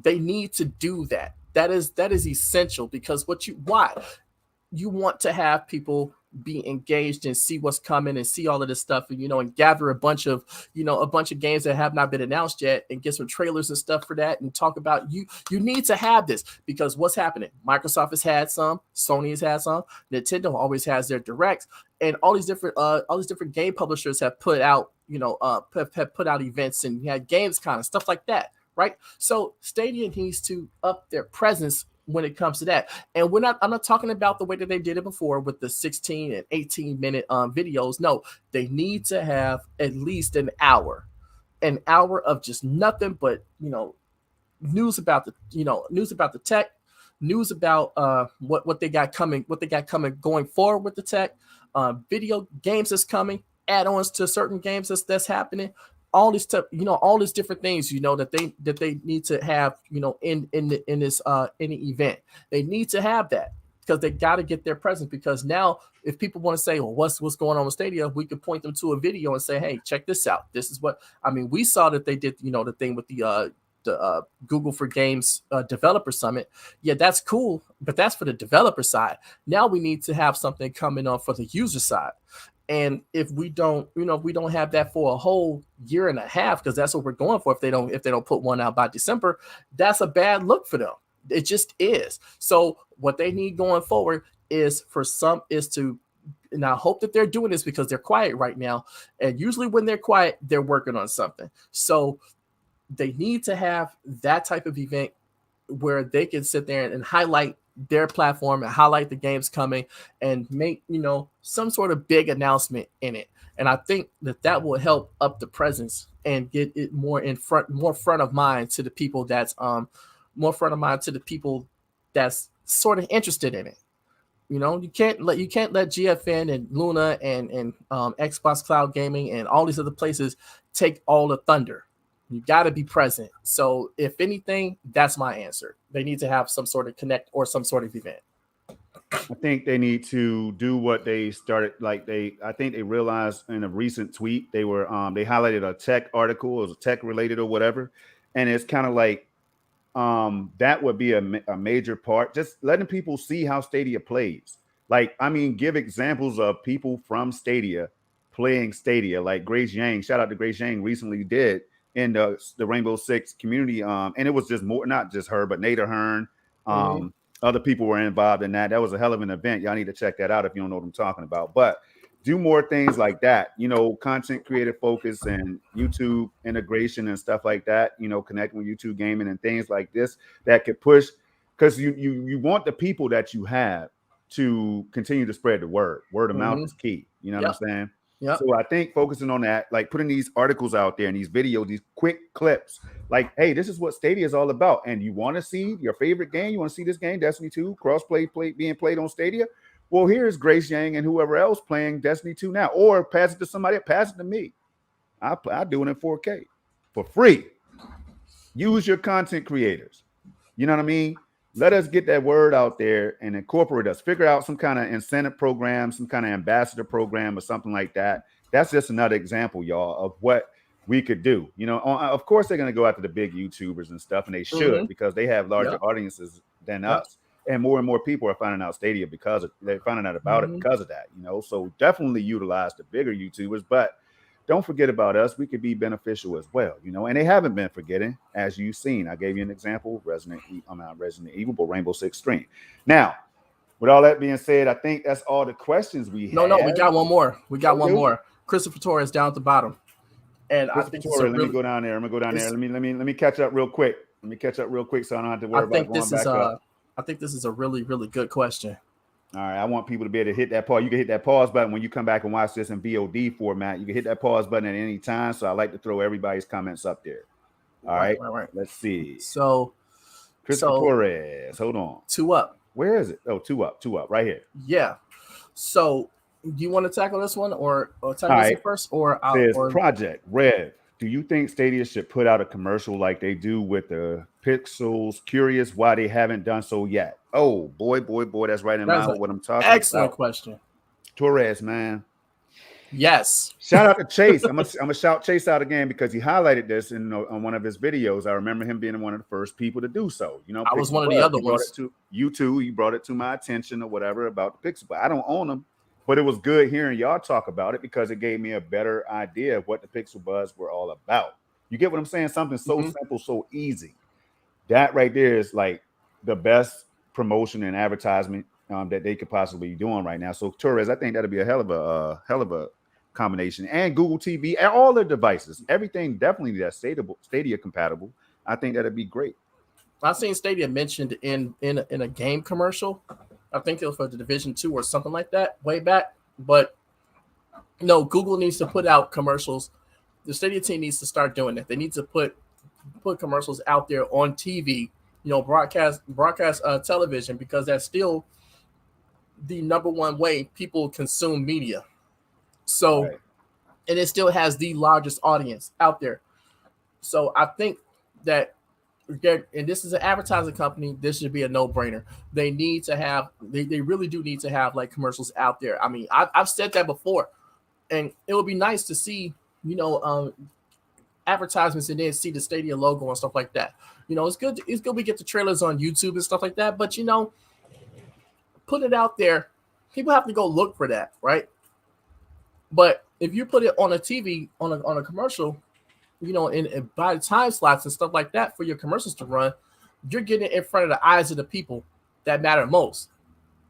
And in the videos you put out, older people, younger people, and everybody in between gaming on Stadia. So where are you going to reach those people? You're going to reach them through the television, right? So I definitely agree that they need to have that marketing presence. See, when people talk about the marketing for Stadia, I don't disagree with them. I like the grassroots approach that they're taking, but at the same time, you really do need to buy some ad time on through terrestrial media and stuff like that. So that is definitely a thing that needs to happen. Now will they do that? Oh, okay, go ahead. I said, will they do that? I don't know, but they do need to do that. I hope somebody's paying attention. As how the Pixel is catching on with a lot of people through advertisement, through television ads and stuff like that. They need to do that for Stadia too. Yeah, absolutely right, man. So, hey, look, on that note right there, y'all, we've held y'all long enough. We appreciate each and every one of you. I mean, damn, 3 hours just flew by, right? So I hope it was fun. I hope it was as much fun as we had bringing this information and this news to you all and addressing things that some people might not want to talk about, but some people will sit back and not cross their arms and say, "Yep, them boys are right, man.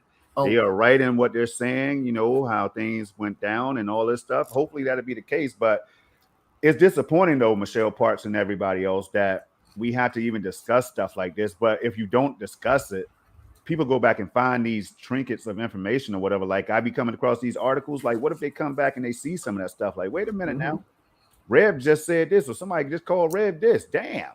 Woo. What? What kind of community is this? Do I want to be a part of it? Like, that's what pissed me off more than anything. It's not about people's personal preferences and all that stuff. It was about you all sucked me into this community and I got blinded like a deer in headlights, man. I got blinded because I'm thinking, yo, it's La La Land. Man. Finally got a community that's non-toxic, that we're going to be able to play these games together. And it's just like a happy, jolly dance. And even though we were small, and we still are, and we're only a section of the overall Stadia community. Let me say that first for people that might be in others. A tiny piece of it. Overall Stadia community, right? We're just a section of it, right? But in our section, man, I thought we had something better and more special than what we had. And it's sad. And I won't regret saying this ever, but it's sad that everything went down the way it did. But we still have a positive community of people that's coming and who are learning the information and tuning in and checking us out and hitting that like button and hitting that dislike button. And maybe that was Conga, man. You know what I'm saying? So, but shout out to Conga as well for stopping by and at least sharing his thoughts or whatever, you know. Red, but do you have anything else before we close, man? Because you all have been amazing. Yeah, I just want to just say, because Geek Snake did ask a question. So he was saying, he was asking how do we feel about Sega not bringing Sonic Colors and the new Judgment Lost to to Stadia? Well, as far as Sonic Colors goes, yeah, you know, that's kind of a bummer. And Judgment, I was really kind of like, I hope that does come eventually, because I like Judgment. I play that. You know, I got to get back to it because I started playing these other games and trying to finish them too. But you know, I gotta Sega needs to open up the achievements on that, so you know what you're doing, because they have like 44 or something odd achievements, but they're all hidden. You don't even know what they are. I got like 4 achievements in that game, and I don't even know how to get any of the others. So, you know, Sega needs to fix that. But for Judgment. But I hope that they bring Judgment Lost to the platform. I hope that's, you know, because Sega and Stadia seem to have a good relationship, because they have a bunch of games on here already, you know. So hopefully that will happen, and then, you know, we'll see. Michelle Parks is something else, man. See, this is why. Hey, I'm telling y'all, look for Michelle Parks. See, hey, shout out to Ron Slusher, man. Me and MM2K, we sent this white van at Ron Slusher. You know what I'm saying? We were trying to get him. We wasn't going to kidnap him or nothing like that. We were just going to borrow him for a little bit. Ron Slusher, he seems like a mysterious individual. Michelle Parks is the female version of that mysterious individual, right? So, Michelle, we're not gonna send the white van, but what we're gonna do is we're gonna send somebody out there and say that you want $1 million or whatever, and then just sign on the dotted line. And once you sign, it's really going to be a permanent member of the PNTS network with MM2K, Rev, Storm, and Snow Bunny Gaming. Yeah, how about that? Cloud Gaming Dad is in the building, man. Y'all know what time it is, man. CGD, keeping it real out here. Everybody not afraid to voice their opinions and frustrations and stuff like that without causing extra drama, because somebody's going to try to label this as a drama episode. But y'all heard the whole thing. Y'all were here with us the whole time, the whole ride, 3 hours, man. Shouts out to y'all. So clip this. And I tell you one more thing. I got a special surprise that I can show, because I be putting this time in, man. I can't talk about this game, but I will show this. I hope I don't get in trouble. I got to show y'all something, man. Hold on, Rev. Rev might feel a certain type of way because he don't have it. Wait. But at the end of the day, I think I can share. I don't know if I can share. Rev, let me know before if it comes through, man. I'm trying to share my background, man. You see that right there? Oh, nice. You see that right there? That's that X Defiant thing, right? That's all I'm saying. But that's not just any old background, man. That's for participating in that beta. That's all I'm gonna say. Bang. Good job, man. Good job. Your boys, I'm just trying to put this work in, man. I try to game. I try to entertain. You know what I'm saying? I try to remember my own name. You know what I'm saying? When I do come for you, don't come back for me, because I'm coming with the flame like Waka Flocka. Don't mess with me like Shaka. I'll kill you. Are you crazy? You know what I'm saying? Michelle Parson. Then we're gonna get out of here. Her last comment. Right. We got to go. She said, we do. She said, I want to make clear that despite our comments, we are massive viewers of Sounds of Stadia. It's an essential show. Look, check this out. We don't hate Sounds of Stadia. We don't have no problem with them. I respect them boys. Never had a problem with them. You know what I'm saying? They do a great job. I mean, look, people that are out here putting in work, you know, as far as like the content and stuff and bringing information and stuff like that, you know, publications or whatever that are doing this for the community, man, shouts out to all of them. You know, we may not all get along. We may not all agree. Say about Sounds of Stadia now. We may not. I don't know. We may not get along all the time. We may not agree all the time. But shoot, whenever Sounds of Stadia post something, I retweet it. Man, they always putting a like on my tweets, and they hosted one of the greatest events of all time in the Stadia community. Well, one of them, y'all. Notice I said one, and that is the PUBG tournament. Sounds of Stadia is the dopeness. Yep. Dopeness. Y'all better go subscribe today and hit that like button. Now, I don't know what you all might know because we don't have time to watch everybody's content, but I tell you what, people are going to be skeptical. Let me just say this. People are going to be skeptical. They're not going to like Stadia. We're not mad because people don't like Stadia. Nope. We only get worried when people start talking about things that they know better. They should know better. But they put these things out there as if they're the facts, and that's just not what we're all about, you know? So we just push back a little bit on that. That's about it. We don't go hounding people. I can't even tell you half the content that was put out, but I try to put likes on all of it, you know? Yeah, that's it. You know, always say game how you want a game. And, you know, also at the same time, we are entitled to our own opinions, but we're not entitled to, I'll put it this, we can have a difference of opinion, but we can't have a difference of facts. So, you know, I try to stick with the facts, with the most factual information that I know, with the latest information that I know. And if something changes with that, you know, I want to know about that too. So, you know, if people post something, I say, hey, do you know where this is coming from? Because I want to check that out. You know what I'm saying? This ain't got nothing to do with me, my ego, or anything like that. You know what I'm saying? And I think that's where people misunderstand things. Yeah. But it's fine. It's cool. Because like I say, I'm just about the information. You know, I want to know if this is where this is coming from, if it's real, and you know, then I can go and check out what they're talking about. You know, and yeah, there's some things I don't like, but I don't like it because it may not be the most factual thing, or it's just, you know, it's just heavily misinformed, and then they're putting that out there. Rev, if the people want us to do 5 hours, we're gonna do it. Now listen, if the people want us to go, we already gave them the encore. If the people want more time, Rev, they better stop playing. There's still 20 people in here. Go do something with yourself. Go do it now. Go get you some food or something. Get a drink, man. Because me and Rev will keep on going. Go ahead, Rev. I'm sorry. Yeah, we can talk. We'll keep on going, man. Because it's hot today, y'all. It's hot today. I can't even lie now. It's one of the hottest shows out there, obviously, because people keep on showing up. But I hope you all hit that like button. You can hit that dislike button if you don't like me. Well, now, Rev, I don't know. Hit that like button for Rev. Michelle Parsons was like, you know, she's saying that she's on the Google support folks about that. See, that's the wrong people to talk to about that, because they're not the ones that they're not the ones that's in charge of the blogging or anything like that. But they blog every week, and if they have something, you know, they blog every Tuesday, and if they have something that drops that's hot that they need to get out there, they don't hold it. They bring it out either the Thursday or that Friday or that Wednesday. It just depends on when they get the information or something like that.